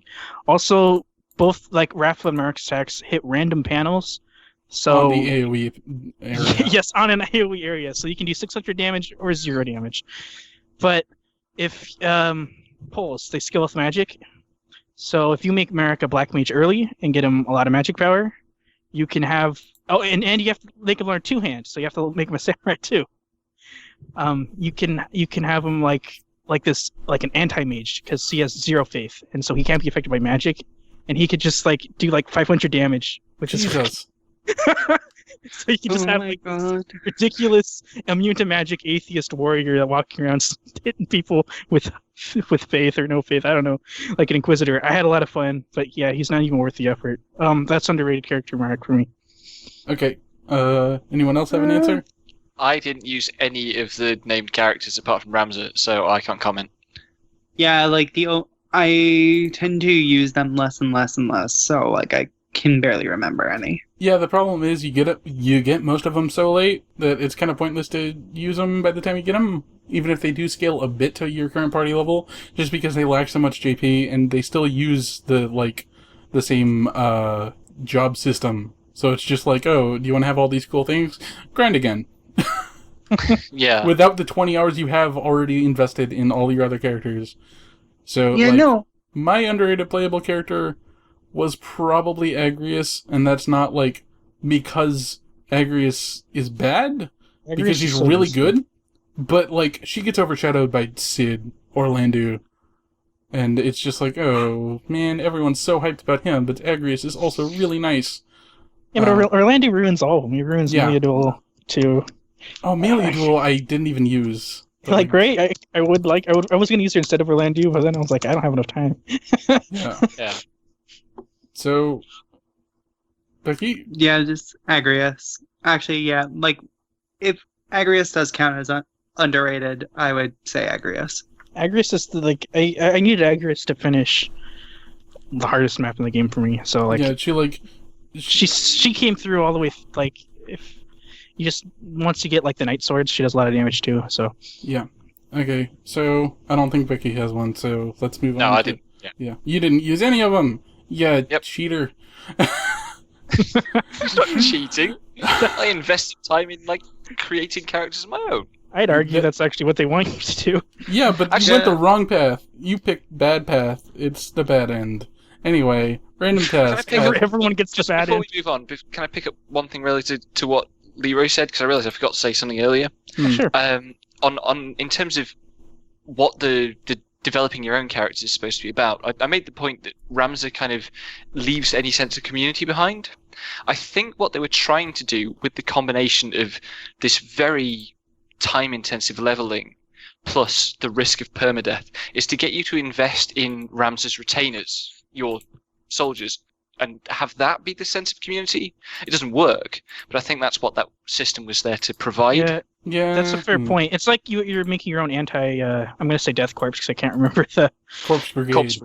Corpse Brigade. You're making your own anti-Corpse Brigade, but like, if they added ways to communicate with your people, that would have been. I think even if just like the faith bravery mechanic was more intensive and more things affected it, and you had to actually manage that. A lot of anything, pretty much anything.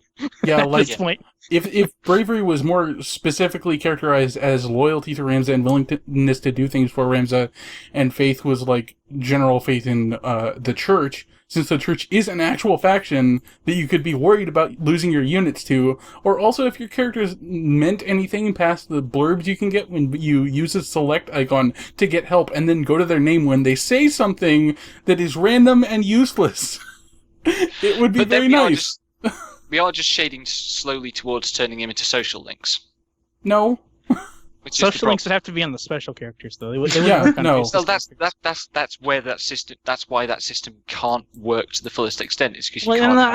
I'm just thinking, not like completely Fire Emblem links, but in Fire Emblem you can like go in your barracks and they'll say random things. It's not really Yeah. deep, but like that just shows they're living. They have a life. It's Yeah. not just fight for your Yeah, their they lord have all day they long. have one thing that isn't related to battle, really, unless it is, and that makes them specifically more interested in battle. Like, also, like, the whole bravery being related to actually sticking with Ramza is... I think it completely works within the confines of the game as it is. It just, nothing affects bravery that much, either permanently or not. So... Yeah. Yeah, Okay, so Random Task asks, do you feel the extra scenes in the PSP version of the game are needed? I felt like they were unnecessary and came off like padding to an already long game. And I have a list of those scenes. Some of the scenes... Did they replace a lot of scenes, or were they adjacent to? There are like 4 specifically that are plot related. Well, I guess 5, but like some of the changes were like they changed in-game cutscenes to be FMVs with voice acting, and some of them added like little extra scenes. Like for the first one in this example of things for extra scenes is eavesdropping, where the game tells you there are new features in the PSP version, but in chapter 2, Wigraf is praying at Miluda's grave, and and Lofri wants to have him join the Knights Templar, and that's how you find out. Oh, that would have been cool. Yeah, like That a little scene like having that. I find it very hard to imagine the game without that cutscene. Actually, There was yeah. a huge Like, disconnect. show up. When I met WeGraph, I was like, what the fuck? What happened to you? But I guess that's kind of what they're trying to do. It didn't really work. I was actually just devastated. I didn't get to see any transition. Yeah. Also, personally, the scenes that did replace the in-game engine cutscenes, I feel like they flowed really well and actually like grounded it a bit more. I don't know. it The even uses animated like the same cutscenes are map. gorgeous. I think I recognized when they were doing the scene at the dock. Like, I actually recognized all the layout of the buildings and stuff when I watched the speedrun. Which is just like, okay, that's cool. They're sticking to what they established already. That's good. And it's just like, those FMV cutscenes are really good.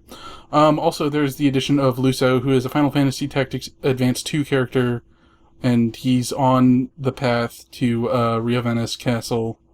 So you kind of have to run it. Behemoth's guy. Yeah. Yeah. That Have was it your way, unnecessary. then. Luso Burger is King. kinda unnecessary, but so is Balthier. Yeah, And- Balti is Funny. unnecessary. Cloud's the most unnecessary. I didn't get those, but I just I look at Cloud and I'm just like, why? Okay, Cloud also, being in this game is such a thing. there are 2 battles added where Delita has to defend Ovelia, and you get to play it. And it's really fun, because you're Delita, and you have all your broken shit. Oh It's wow, like, that even sounds though- cool right. too. Yeah, and it's I like, didn't- you have I to didn't fight... those. You have to protect her from an assassination attempt, and also defend her on the waterfall map. So it sounds like all the padding was already in the base game. Yeah. They can't change that. Okay, I mean, also... War of the Lions also adds the Argath refight, Yeah, I was going to get to that. Ugh. which is horrible.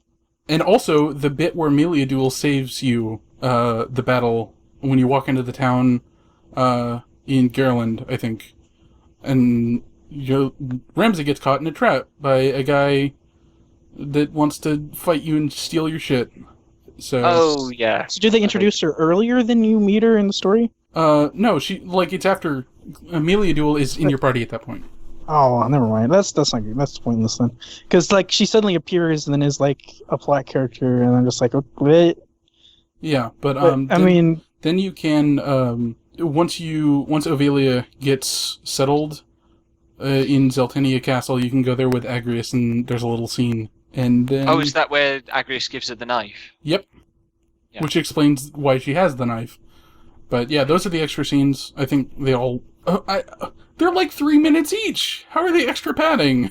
I think they're... Well, except for like the ones that have comes with battles attached, which are much more time consuming, and the battles Like are 10 completely minutes. unnecessary. They sound fine. I can't really Well, of course I didn't play them, but also like Tactics has so much unnecessary content. I don't even know where you draw the line. Yeah. Like at least deleted defending Ovilia is better than fighting ghosts in the forest. Oh Yeah. no, wild chocobos! Okay. We've got a question on that coming up, haven't we? Yeah.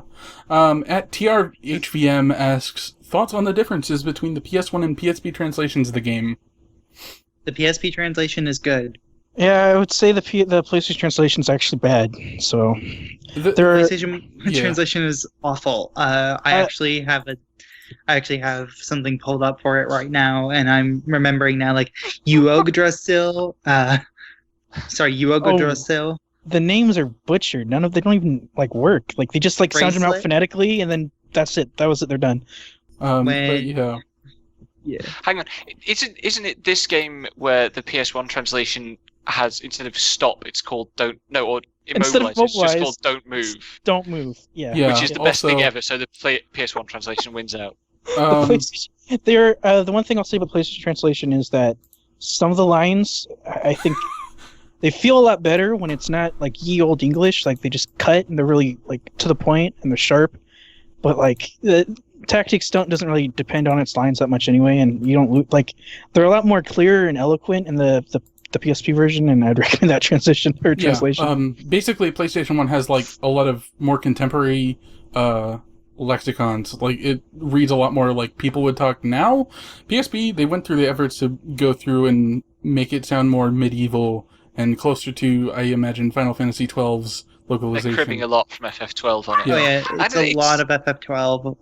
Yeah, it's not as good as FF12's use of that, but it's still probably the second best use of oldie English in any video game ever. Yeah. And there are some lines that are kind of silly. Like, I think Ramza at one point, like, hands over a text, like a book, and it's like, oh, in the War of the Lions translation, he's just like, we've been deceived! And it's a silly line either way, but in the original, it's just like, you tricked me! Yeah. Which is You just like, tricked me. the shrinks. most petulant way to say that. That sounds like Ramza though. Okay, so there, Ramza will always be a child. I think Yeah, an example yeah. I can think of what I just said earlier, like I can demonstrate it, is like in the intro cutscene when Delita kidnaps the princess, he says, "Don't blame me, blame yourself or God," and then he runs off. And like I have no idea what he says. I have no idea what he says in the War of the Lions, but in the PlayStation 1, I was like, holy shit! Like it's just really it cuts, it goes right to the point. It gets off what I was trying to say. It's really edgy, and so like there's a lot of lines like that in the PlayStation version that are like I read them and I'm just like I'm like floored a little bit. And that probably wouldn't be there in War of the Lions because they're just not as like trying to write like bastard Hemingway, I guess. Oh, goodness. Wow. That's an amazing Yeah. Okay. phrase. So I want a blog post of what you mean exactly by bastard Hemingway as an artistic style. okay. I could go on about bad translations. Like you could hear me. I now like Wild Arms 2 localization, which is like it's probably Stockholm syndrome. And I Yeah, have a just little bit. weird things That's to say about exactly what it is. And just embrace it because it will lead you to a long life in embracing irony. that. Yeah. Okay, so our next Moving question. Samuel Howitt asks, with the exception of the naming and appearance of chocobos, I don't feel as though the game feels quite like Final Fantasy. What do you people reckon? I think it feels entirely like a Final Fantasy game once the Zodiac Stones get Right, introduced. exactly. Yeah. I believe that, and when I was playing through Chapter 1, I was like, wow, they're deconstructing fantasy. This isn't like Final Fantasy at all. Wow. And then Whoops. and then the crystals got introduced, and I was like, oh, Oops, all crystals. it's Final Fantasy, isn't it? And then Yeah. see, It's as And much like- of a Final Fantasy game as Bravely Default is. Yeah, I think very Final it's Fantasy from there on out. It's worth pausing to reflect on when it came out, though, because it's like the older Final Fantasies. The crystal It is. stuff is very older Final Fantasies. It's not like what Final Fantasy has done since about FF8. yeah. Oh, yeah. But, like, Final Fantasy's been moving further and further away from that template. also, like, it's specifically, I think it came out between 6 and 7, maybe? It's after 7. Yeah, it's Cloud's 7 in and it, 8. right. Between But, 7 like, and 8. But, like, there had already been 2 non-crystal fantasies between it and the last one. So it was kind of throwback even for then. And it I'll does say- feel that way. I mean, it's absolutely Crystal Fantasy, but like the way the politics are like like kind of just floating, and they're happening like constantly, and there's a lot of threads, but I don't really care about explaining them. That is like Final Fantasy 2 and Final Fantasy 4, although they're like a lot less in depth than Tactics goes into. But like Tactics still has that same disregard for the happenings. They just happen like constantly and all over the place. And that's the same kind of feeling you get from the Super Nintendo quote unquote political Final Fantasies. Well, that's Everything also, happens all at once. that's also very Matsuno though. Like, Oh, really? that if you play FF12, it's exactly the same thing, except that in FF12 it's much more coherently done. That And sounds like relevant. he's very, very influenced by video games than like in his writing process. Okay. Which Maybe. is not bad. It's kind of cool. It just didn't work in Tactics. And I think Yeah. while It's we're on this template. question, would like to say that, like, Final Fantasy doesn't often terribly feel like Final Fantasy until the aesthetic and the naming stuff gets introduced. Like, I would not put, like, Final Fantasy 13 and Final Fantasy 1 or 2 or 3 or 4 even in the same Like that's series. the thing. That's the thing is like there isn't. How do you define Final Fantasy anyways? Where's like this Final Fantasy feel you're talking about? Because I'm pretty sure 10-2 like tramples over that too. Anyways, Yeah. Yeah, 10-2 does not feel like a Final Fantasy game. I do agree here because it's like setting a established like aesthetic to Final Fantasy is kind of outside of aesthetic, trying to establish what makes a Final Fantasy game is kind of a moot point. It's like, is it an RPG at this point? yeah.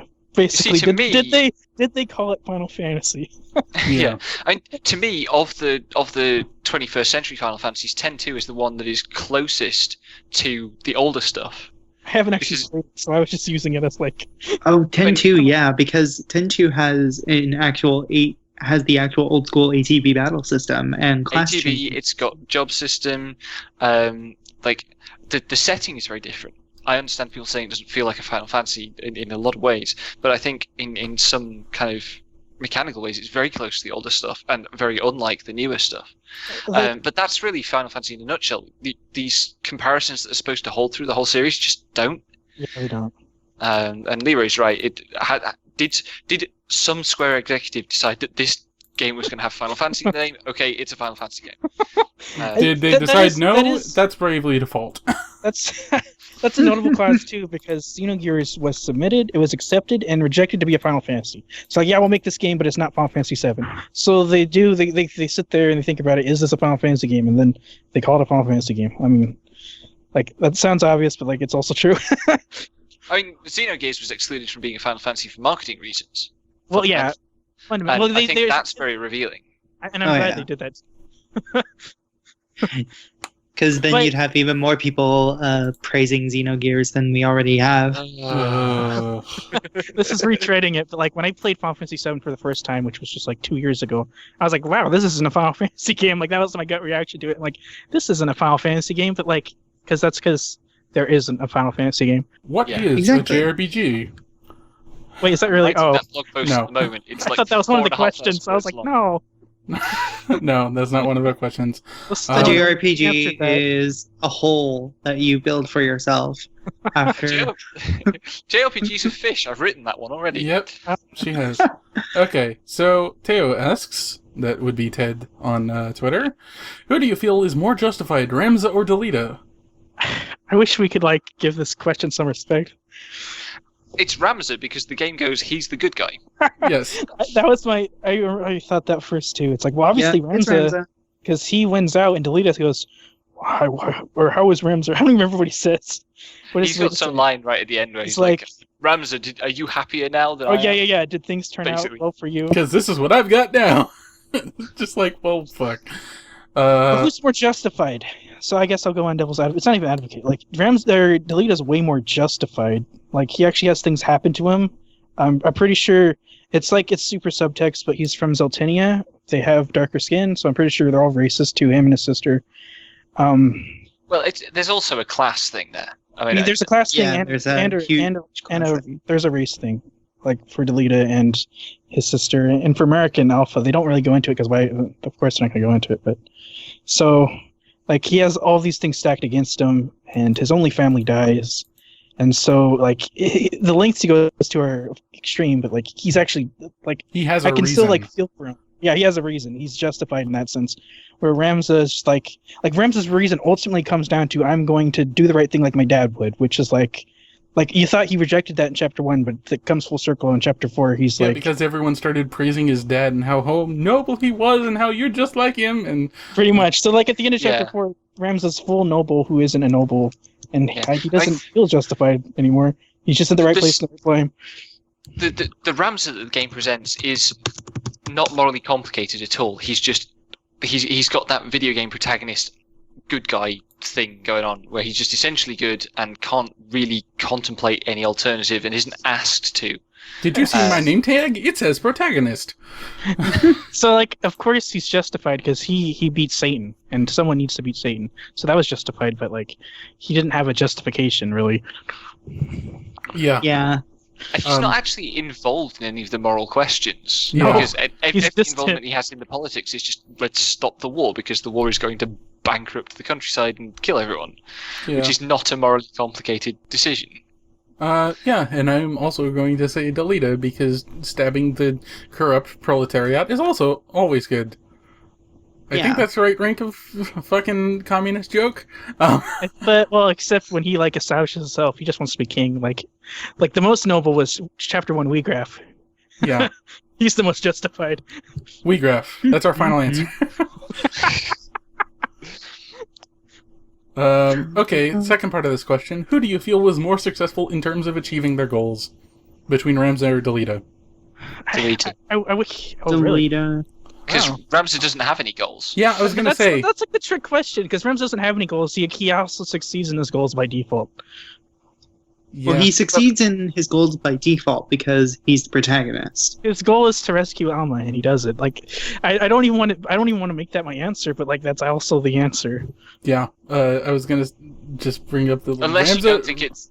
Ramza is this rambling bastard who just wanders around the world solving problems. He doesn't really have a goal. He just has, like, moment-to-moment reasons to walk forward and get stabbed or stab people.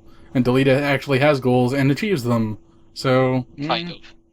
I mean, he does. He unifies the people and then also fucks over a whole lot of nobles who are shit to him, probably, in the process. Because he's king. His goal is, I'm going to get mine, and he gets it. That's Yep. Well, his goal is as much, I'm going to get my revenge as I'm going to get mine. And yeah, so I meant, I'm going to get mine. Like, mine includes revenge. There's revenge, but there is he doesn't try to kill unnecessarily. Like he tries to establish that he's not going to do that, but he also kills indiscriminately at the same time. Yes, that's very true. Okay, so here's a 4-part question. 3 parts really, because one of them is the question about politics changing to villain revives an ancient demon story. Which 2 to 3 fights did you find the hardest? Ooh. I can answer that fast because I remember. Okay. Gafgarian. Yeah. Well, Gallows Gafgarian. Unless you mean the... Yeah, Gal. I mean Gallows Gafgarian. Because the solo fight with Gafgarian actually is that... I had item Ramza, so that fight was like super trivial. But Gallows Gafgarian, part 2, or Weegraph part 1 and part 2, of course. And... it's just the weird fight at the end of the game where you fight the revived Temple Knight who has the gun and he can disable your party, and there's 4 Hydras and a Dark Behemoth. That fight took me the longest out of any of them. Oh god, yeah, I can imagine that being bad. Except for like, I bypassed that with a samurai ability, so very simple. It was super ridiculous RNG because the way the Hydra attacks work, they hit a random panel.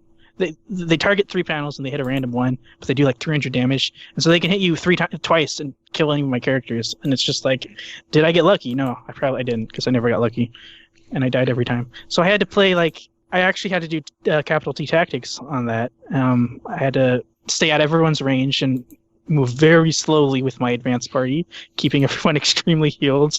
Actually use my bard songs.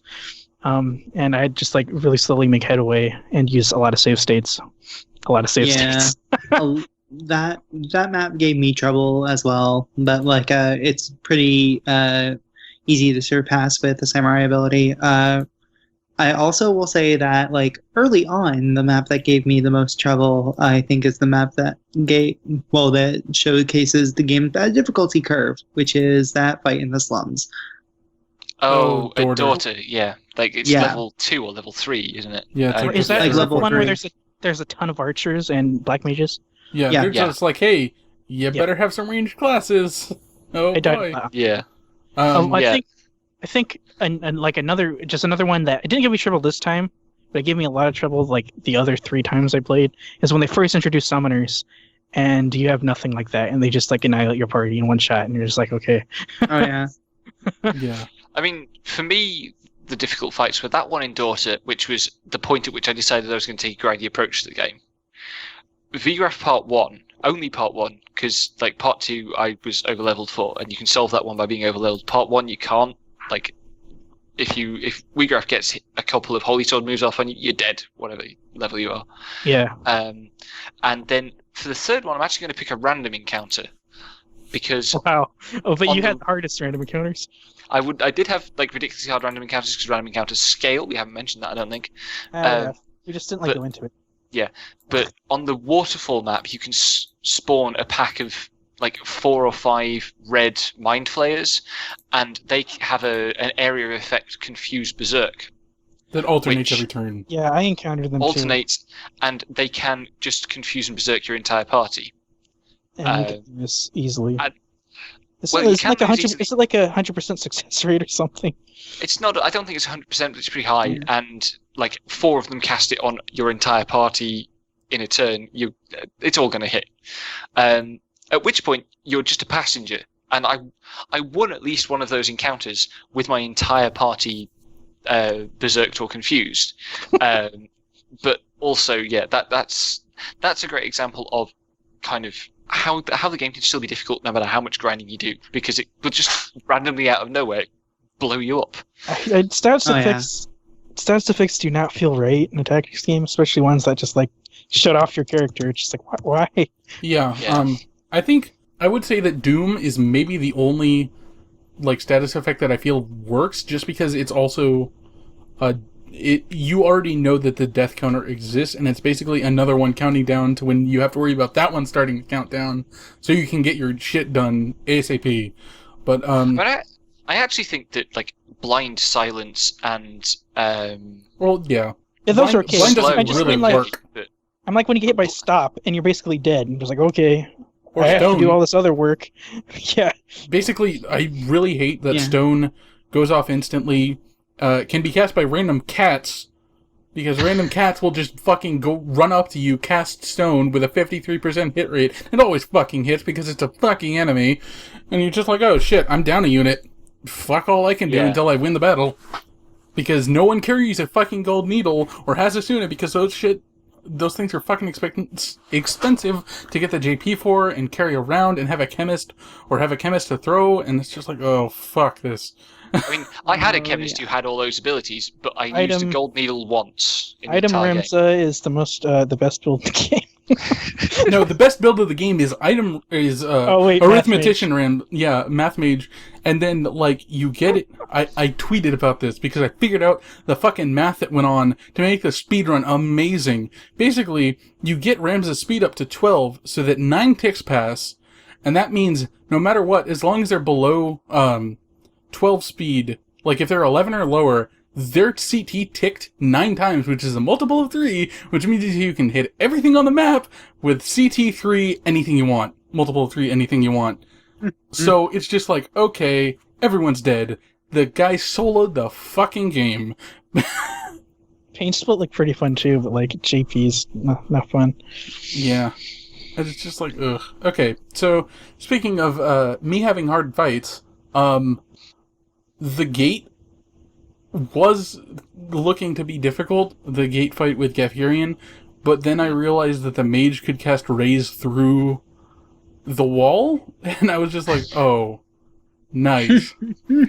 And it was just barely enough that I could put Ramza, like, on the tile next to, the switch, or like the switch tile, I think, and if he got killed after the switch was opened, everyone could rush in, kill Gafgarian with like jumps or whatever, because the Dragoons are also really good, like shockingly good. They have really good heavy armor, and spears are good, and jump is even better when you have it upgraded, so just get the last tier of each, and you can jump anywhere between them. They don't make that clear. It makes it sound like you're only going to be able to jump 8 because that's how dumb this game is. And you expect that, but it's not true.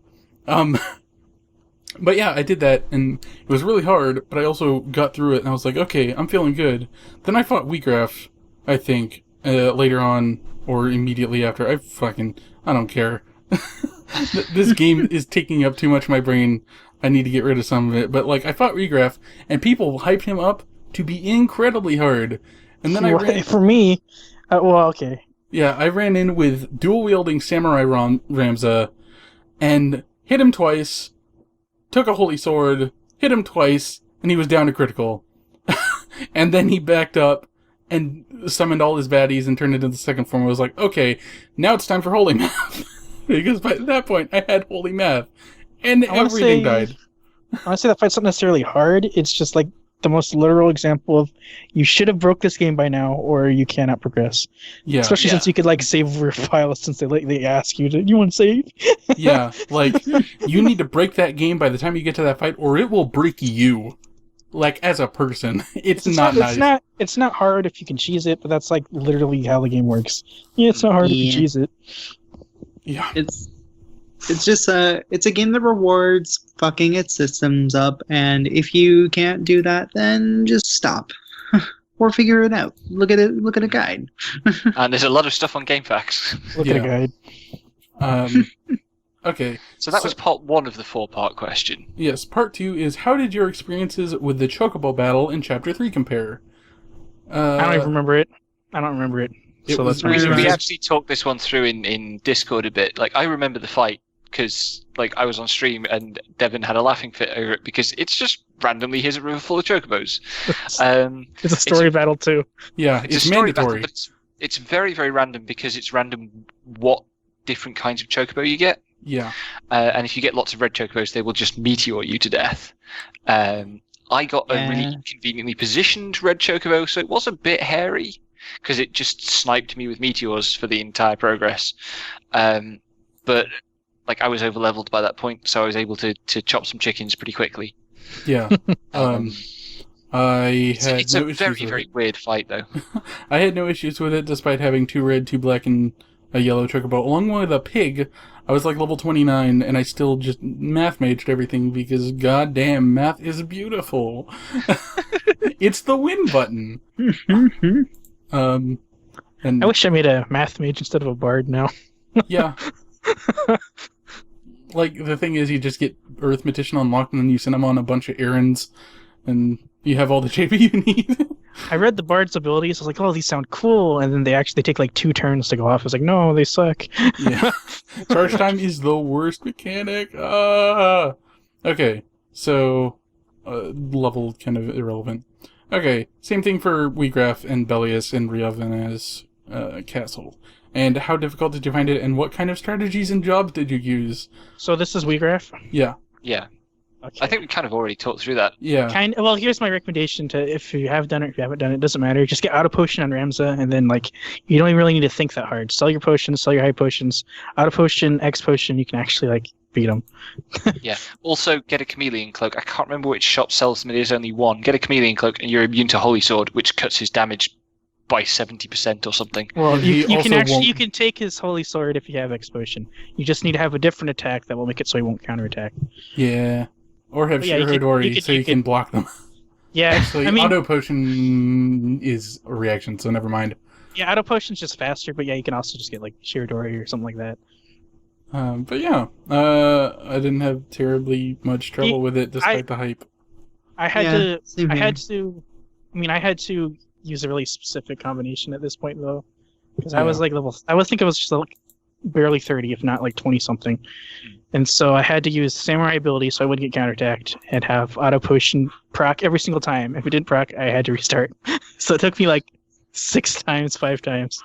Yeah, I was level 45, so I had a very different experience. I was level 25. Math and Samurai. I went full Shiro with my dual wielding Samurai. Yeah, I was mid-30s by this point. Okay, and since part 4 of this question was political to demon killing story turn. I I guess we didn't talk about the second. No one really had trouble with the second part of the Wheatgraph fight? Nah. Because No. I had to do it like 20 times. Oof. And first thing is summon time is cut in half in the original version. They made it a lot longer in the PSP version. So I don't remember Wheatgraph's demon name, but he could Elias. he could basically get off collapse before my characters got turns, and that would instantly kill people. No, he did that even in the War of the Lions version. Oh, he still does that? Yeah. Never did that to me. And he could petrify you too, which he would also spam that constantly. And the only way I was able to win was by isolating Ramza by putting him in the river. So I moved him away from everyone else so no one could get hit by the attacks. And then I'd have to cast Raise on Ramza before he would die, so when he gets hit by Clops and instantly dies, he'd come back to life. And then thanks to Agrius, I was able to clean up the demons. I mean, I still had to get lucky. But yeah. It was a nightmare. And I felt like it didn't feel like tactics, it just felt like, did I get lucky? Yeah, I love RNG tactics. Okay, so the next question is for Becky specifically. Considering you did a fair amount of grinding, do you feel the tactical aspect of the game was hamstrung by being able to do so? So there are really two aspects to this question. One is, was the tactical aspect of the game affected by this? Absolutely, yes, it was. It was a deliberate choice to kind of just to make it so that I could stream the game plausibly. So that my streams weren't just me trying the same fight 5 times to work out what janky combination of things available to me at the moment would work. I wanted a strategy that would get me through stuff on stream fairly smoothly. And also that kept the frustration down so that I could stand to play the game for long periods of time. That's one half of the question. The other half of the question is kind of, should I have done it that way? And yes. It's a piece of software. It's not a human being. I will do whatever I want to it. I thought it was more important in terms of what I'm doing and how I look at games and what we do with this podcast to look more at the story. And I still encountered lots of tactical situations in grinding because the grinding level scales and can be really fucky. I definitely got a sense of how awkward and incoherent the systems can be. So I don't feel like I missed anything. I didn't get it maybe in the places where most people get it, but this game is so inconsistent in where it places tactical situations that you need to think about that I don't feel that they contribute very much to the design. Yeah. So I get them wherever and it's fine, and I got them on other maps than the ones where most people get them, but it did happen. Hence the point about a random encounter being one of the hairiest things that I had in the game. I honestly, you have to hamstring the tactics anyway. So whether you do it by leveling up really high or getting a specific job combination, you're gonna hamstring the tactical aspect of it. So that's just yeah, this is way more a Final Fantasy game than a tactics game from the start. I think. For sure. And that's what you do in Final Fantasy V, especially. You just fucking tear that fucker's hamstring out. Just, no, you're not allowed to get in my way anymore. Go away. And that's part of the fun. I know this was a question for Becky, but this game became a lot more tolerable when I didn't have to worry constantly about getting fucked over by RNG and tactics and quote-unquote tactics anyway. Because, if I wanted that, I would go play a game that was actually balanced for it. So, I wouldn't want to play this game which has the fucky job system. I mean, as always, just grind as much as you want, how much you feel like you need to, because that's what RPGs are for. Yeah. It's basically just find a way that you can bend the system to work for you. I do want to say, this game kind of fucked up in designing a strategy RPG by making it about grind. Yeah.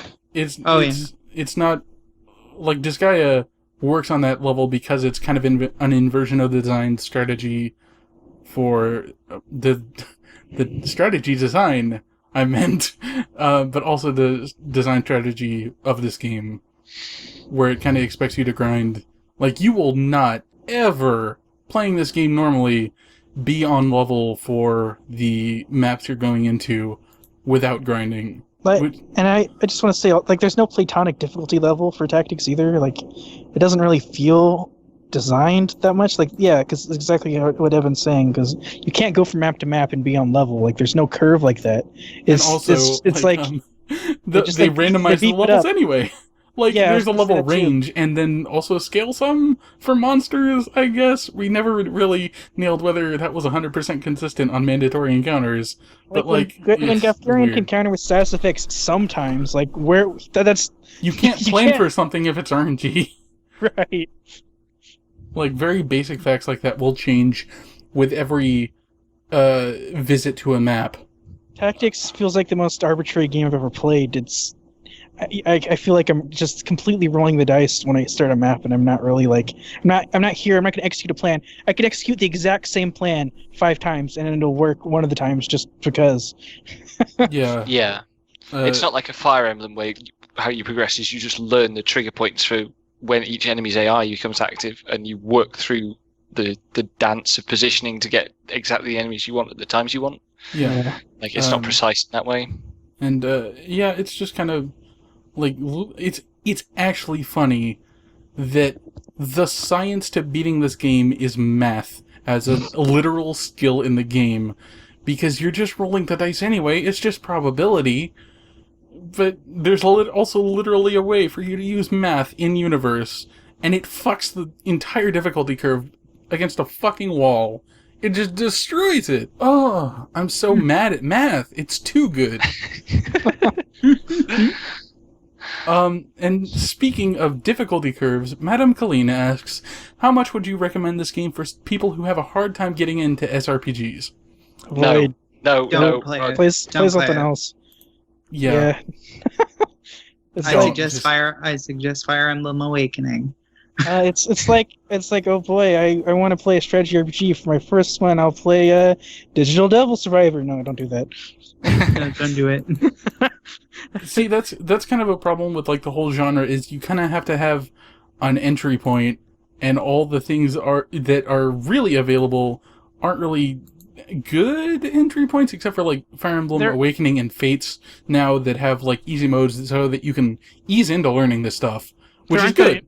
There aren't really any good entry points at all, but Tactics is probably the worst. Yeah. Yeah, like, I mean, like, these days you could point to Valkyria Chronicles, which is pretty accessible. And It honestly, gets punishing later on, but it's I've very, been- very different to these grid-based ones.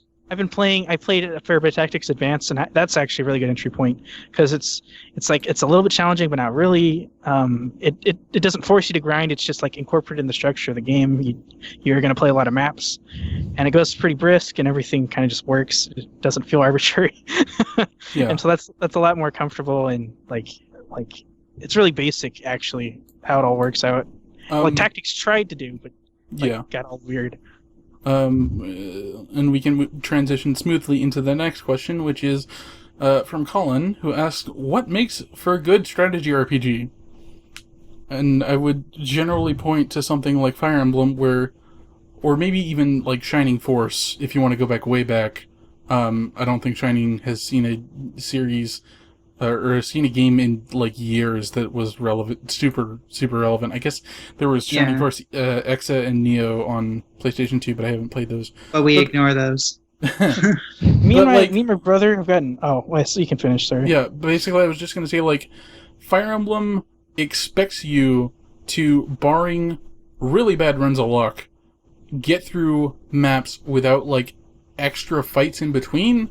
And I think balancing your encounters and your entire system, really, so that you can make it from story encounter to story encounter to story encounter with no, like, extra crap. You might have to do some wonky stuff, like making sure you don't use your specific character who's overleveled and can cover your ass when you need it, your Jaeger, or Jagen, I guess. Jagen, yeah. If you don't use that, you generally have a better... Yeah. You're generally going to have a better time if you don't use that character in Fire Emblem games. It's kind of a newbie trap. But, like, once you get past that and you're not relying on him so much, you can generally move from map to map without, like, a bunch of bad shit happening, in my experience. It depends what Fire Emblem you're playing. Yeah. But, like... Because, I mean, sometimes the Jigen character, especially in, like, Sacred Stones, can be actually pretty good. Well, like also, if you're playing Path of Radiance... Path of Radiance, shit just happens. It's really hard. There's nothing you can do about it. Yeah, but Young, especially Radiant Dawn. Yeah. Yeah. Fire Emblem is especially with all the entries with optional permadeath are a good entry point. Disguise is good if you're fond of the grinding to bypass actual tactics, and you also want a fucky job system where you can combine a bunch of shit and have an uber tank who has all the spells and shit. So and infinite grind. Me and my brother argued about this a while ago. It was a long time ago. I still remember it. And the conclusion we came to basically is like a good strategy RPG is where the RPG part is more like a garnish, where it's more like an aesthetic of numbers. It doesn't get completely in the way of the strategy aspect. And if it does get in the way of the strategy aspect, then you want to ask yourself, why is this a strategy RPG? Why is this not a different kind of RPG? That's like how I see it. Yeah, I think the big difference between like a standard RPG or whatever we want to call them and a strategy RPG's got to be more consistent. Like, you can have weird random effects in like a Final Fantasy game, and it's okay because the relative cost is generally pretty low. But like in a game like FF Tactics, random effects can just screw you out of half an hour's work. Yeah, it sets you out hours of work, and it's just like, that doesn't feel very good. Yeah, it's just, and the thing that makes strategy games really rewarding, I think, is that trial and error sensation of, okay, this time I will refine my strategy in light of what went wrong last time, and that's completely irrelevant to tactics because it's so inconsistent. Tactics is the game that we're talking about in this podcast, Yes. not the strategy genre. Yeah, sorry. like basically, like you said, a strategy RPG needs to focus more on the strategy, and the less random chance that gets in the way of it, the better, because that means you can actually, strategize. Also, I still want. yeah. I mean, I still want crits. I still want to scream. Like, that's what I want from strategy RPG. But I don't want it to be like, it doesn't need to like overtake the strategy aspect. But yeah, I think This conversation is still converging on Valkyria Chronicles.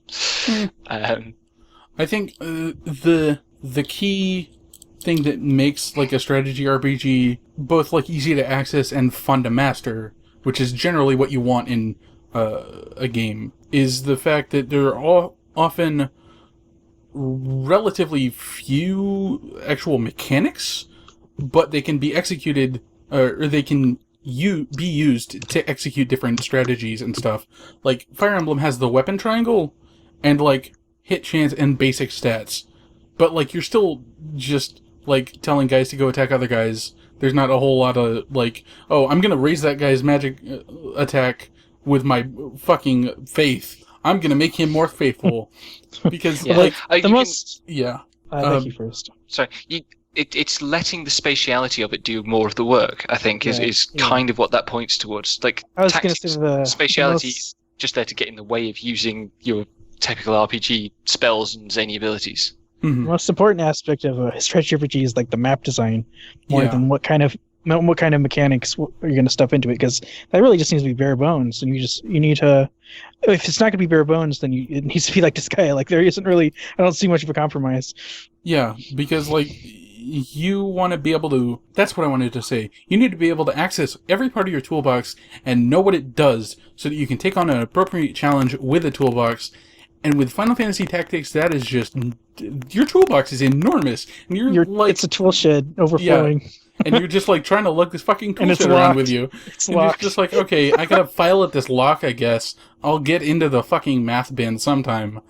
It's like, I need to measure things. Where's my fucking ruler? In the math bin. Fucking file through that lock, I guess. Or call the locksmith, who fucking is also a math mage, because math mages can do everything. It is another one of the most viable builds in Tactics. Is you go math mage, you get pain split, and then you switch to a physical class. Like, you still have to do math mage. Yeah.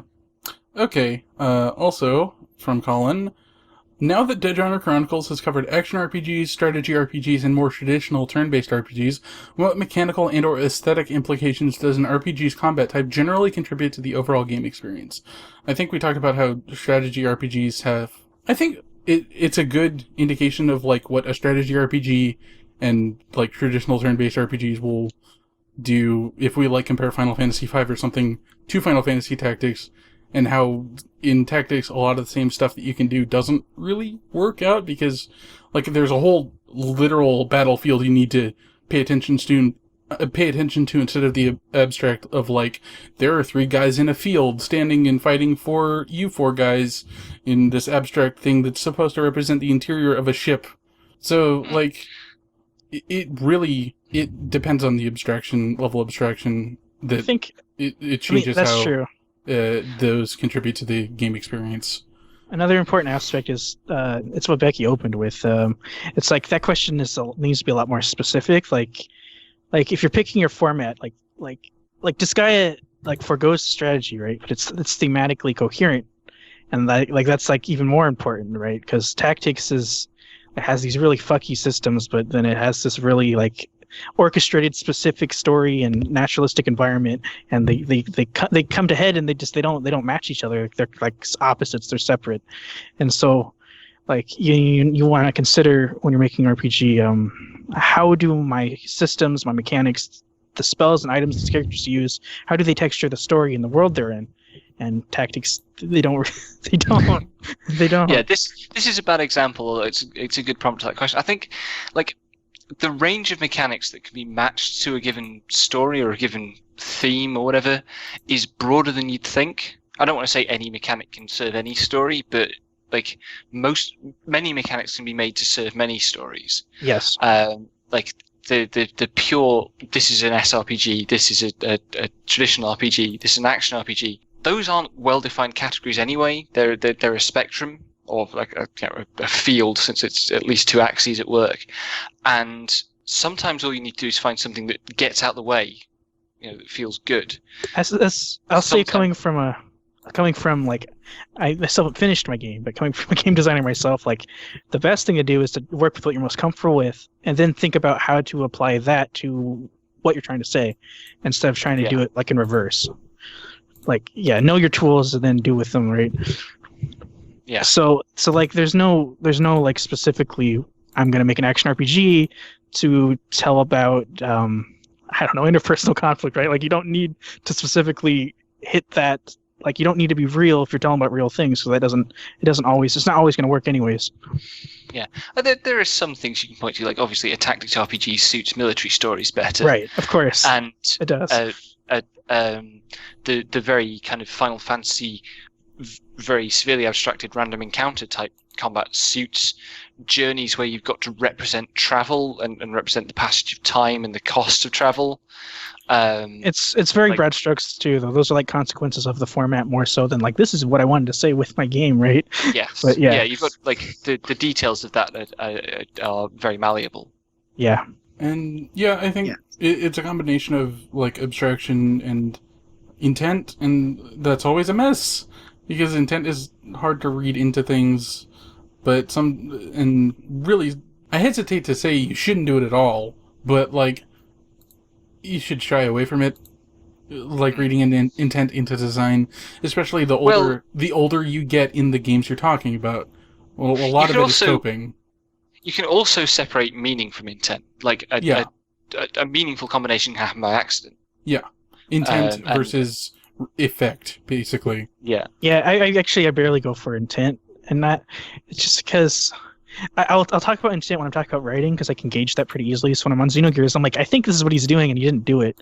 But when it comes to aspects of design, especially when it's a large company of people, it's like a large production, like it's not going to be, their intent might have been something completely different, right? It's just like it gets more messy there. Particularly with the cultural divide. I just realized why the CT bar exists.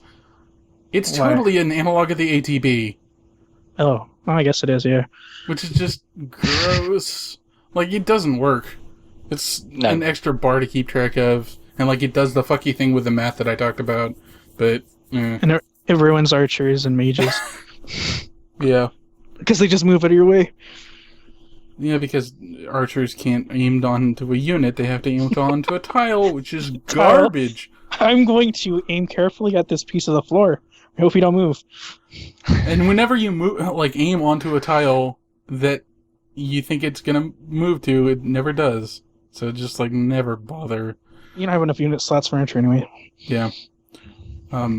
But yeah, I think generally it does behoove the creators to think about what they're wanting to do with the story or systems, and then tailor whatever blending of action, strategy, or turn-based nonsense they want to do. And I think it generally works out, but I think this is like one of the rare games where this is like a genuine mismatch of what they wanted to do, because they were making a tactics game, but they ended up making another Final Fantasy game instead. It's been a really long time since I played a game where they're completely and totally opposed like this. I was just like... Yeah. It was really weird to just realize, just like, this doesn't fit right. But it happens once in a while. Okay. Do you have any input on this question, Pete? I think that's a no. Okay. I'm thinking that's a no. You all said it pretty keenly. Sorry about that. I had my mic muted for a little bit. That's fine.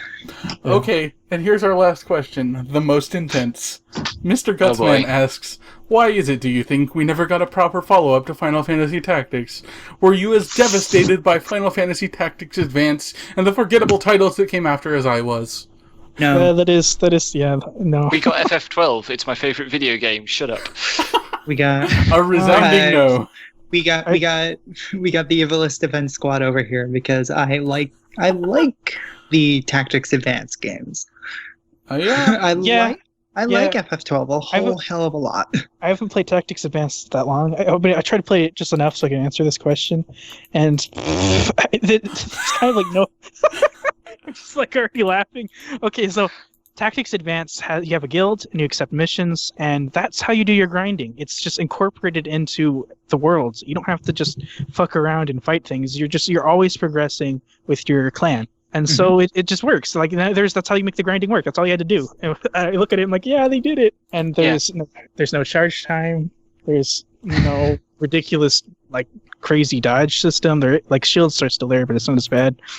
Yeah, and then like I pick up on FF12 because I think FF12 develops a lot of the themes and kind of some of the narrative structural ideas of tactics, but it delivers on them much better because it doesn't have protagonist syndrome, and because instead of it being a tactics game, which is all about control and knowledge and command and authority and stuff, it's very much about you being fairly small and insignificant most of the time, and just wandering through vast indifferent spaces. And you're not even in direct control of your entire party at all times. You have to just be like, okay, you got to do this when this happens, and it generally works out. Tactics Advance is also like really gentle because the protagonist is an elementary school kid, so like it can't have that ego syndrome at all. Like Marsh doesn't think he's right or anything; he just wants to go home. And it's also, I don't want to say concretely, but it seemed to be like a story that was actually going to work out, like actually say something in the end. I don't know if it messes it up later though, but it was a lighter version of Persona 1 story, and that's a story I really like too, where a character creates a subdimension, another world they can escape to because they have it terrible in the real world, and then it's like this conflict of trying to get them back into the real world when they don't want to. And I thought, that has a lot more I can read into it and out of it than Tactics story. Yeah. I honestly, I feel like this game is probably not as good as any of the other Ivalice games, and it just makes me want to play all the other ones more. But the thing is, none of them are like the first Tactics. You turn on Tactics has this particular mood, all the songs are marches, it's really muted and that's brown. What I mean, though. Like, all the Super Sakimoto game. Yeah. Sorry for the soundtrack. I mean, it's really muted and brown. It's really intense, especially for the PlayStation version. You get those lines like "blame yourself for God," right? Yeah. Like you won't get any of that in the other Ivalice games. That's true, unless Vagrant stories like that. I don't know. Yeah, but yeah, it made me kind of want to go back and play Final Fantasy 12 to completion and maybe try Tactics Advance, because I know that as a child I was able to actually play a bit of Tactics Advance and not hate myself over it, which I think would have happened with Tactics 1. So you have a lot more complex characterization in Tactics Advance, which is isn't saying something much, because you actually have people with defined character. In, Yeah, right. And they Tactics already have goals too. I'm not that far, but like Ritz, They're children. she's like, I'm just gonna stay here. I'm having fun. Yeah, they're children. They're literal children. Yeah, They have they're more literal defined. children. They have more defined goals and arcs than the people in Tactics. Yeah. Yep. I mean, Because- the people who do have goals and arcs and Tactics are like Dicey Dark, Weegraph, and they die. Like, Yeah. And sometimes Delete you it. kill them. Village. Most of the time, Delete you it. kill them. God. I mean, like, at least Marsh in Tactics Advance has like a clearly defined goal in mind, and he goes about it in the most immature way possible because, you know, the entire game, the Final Fantasy Tactics Advance is the nature of childhood and the Yes. necessity of growing up and escaping the fantasy. yeah. But also, it's just like, I really appreciate that, and replaying Tactics has made me appreciate Tactics Advance more. I went into Tactics Advanced, and Marsh was just actually like level-headed and gentle, and he's a literal kid. Like, he can't react to all things like with wisdom or anything, but like, Oh yeah, he's quite unlikable at points, but he's like a really good character. I felt like I was like, this is what Ramza like should have been, could have been, just like gentle, unsure. I'm not even really gonna try to do the right thing. I just want to like, I just want wanna be things to work safe. out. I want things to work out. Yeah, but I don't know. Ramza gets a big head.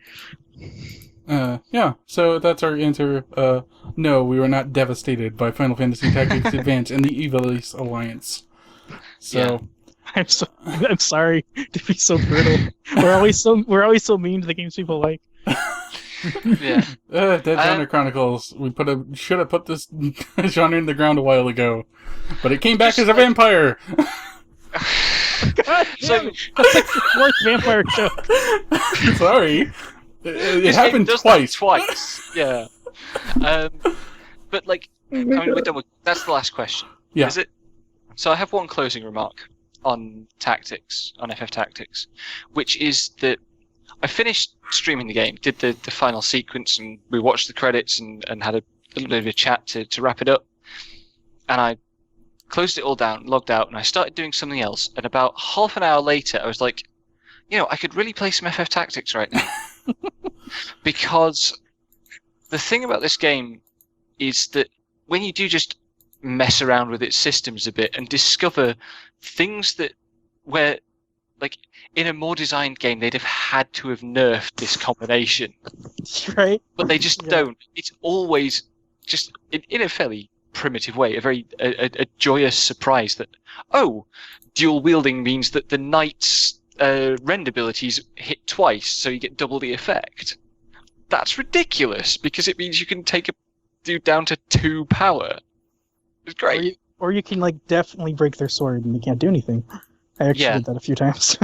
Yeah, like, and then there's moments where you just, like, have to deal with the fact that sometimes these knights just have steel, and will steal your hat at every opportunity. The stream we did where, like, every fucking knight stole one of my hats for about an hour and a half. It was just ridiculous.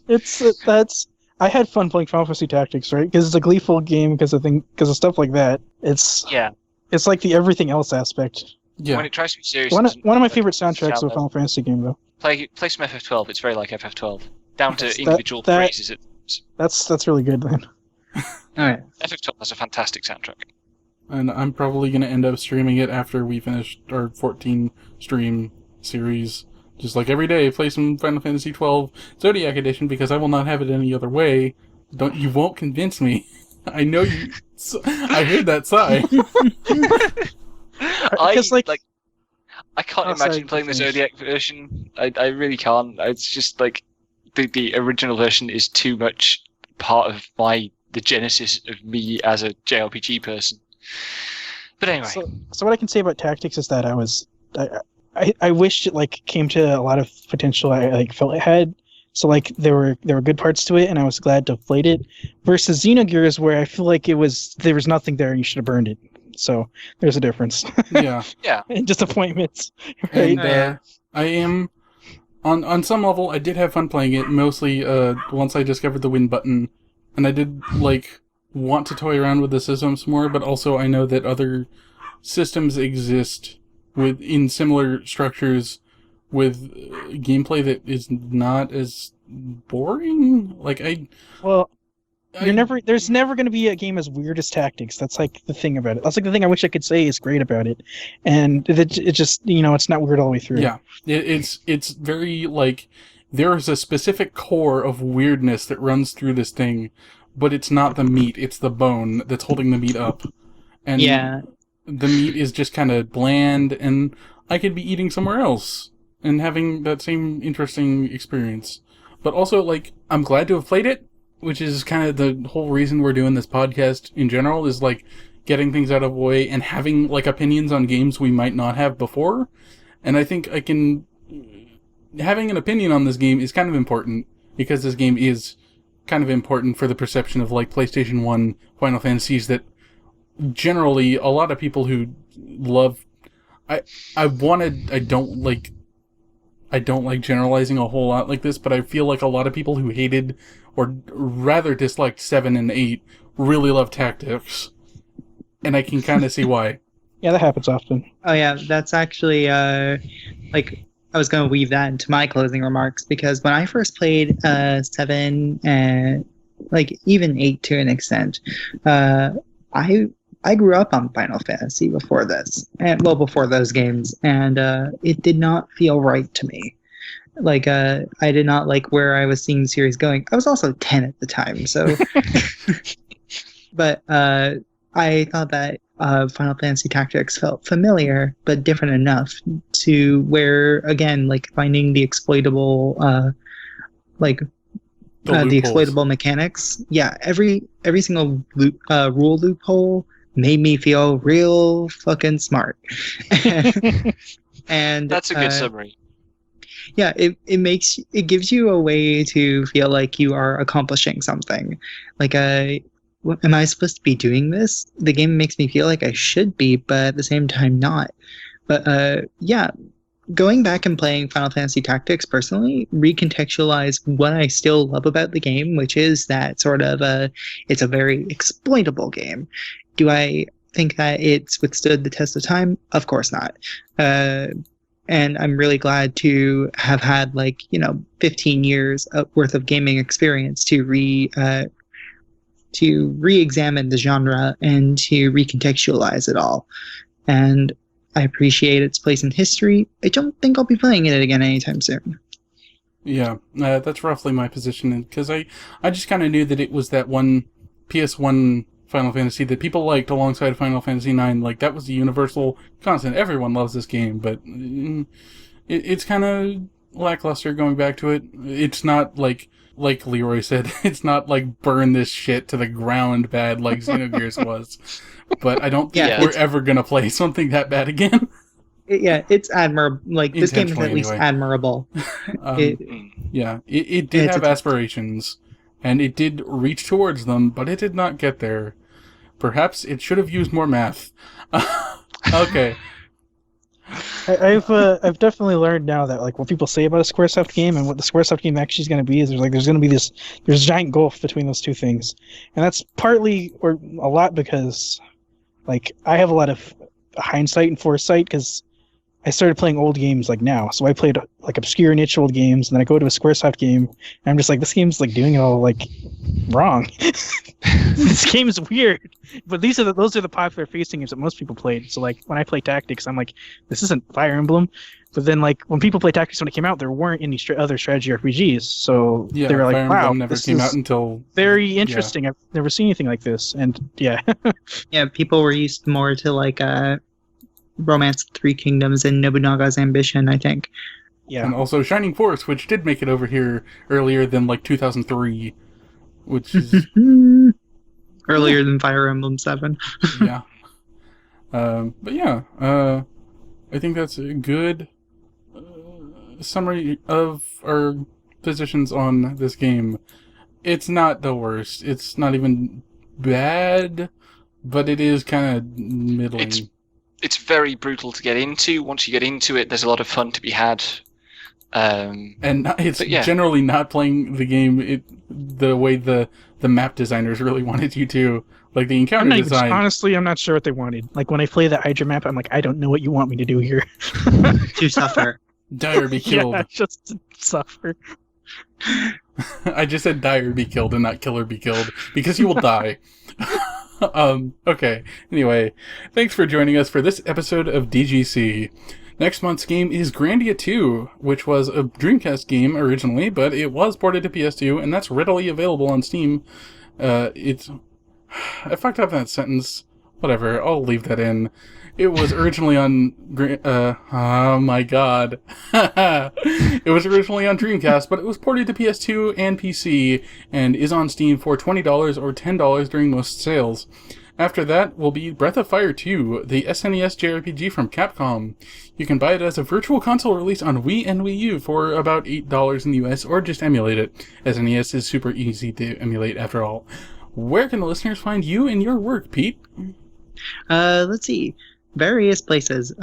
You can find my ramblings on Twitter at Fuzzy Proxy. You can find my media criticism on Media Musings.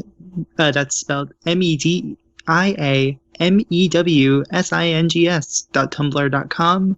Oh boy. And, yeah, It's a cat pun. This is a thing that I do. Uh-huh. But you can also find my music, my chiptune music, at Fuzzy Proxy on SoundCloud and on Bandcamp. Alright. And you can find our work on our website, jrpgsaredead.fyi, or our Twitter, at jrpgsaredead, or individually at Invisible, at Eat the Pen, and at WasNotWhyNot. You can also support us on Patreon at patreon.com/deadgenre. A reminder that if you get us to $120 a month, we'll review, or discuss Pokemon Sun and Moon next year. Join us next time for episode 11 of Dead Genre Chronicles, from Geomancers to Geohounds.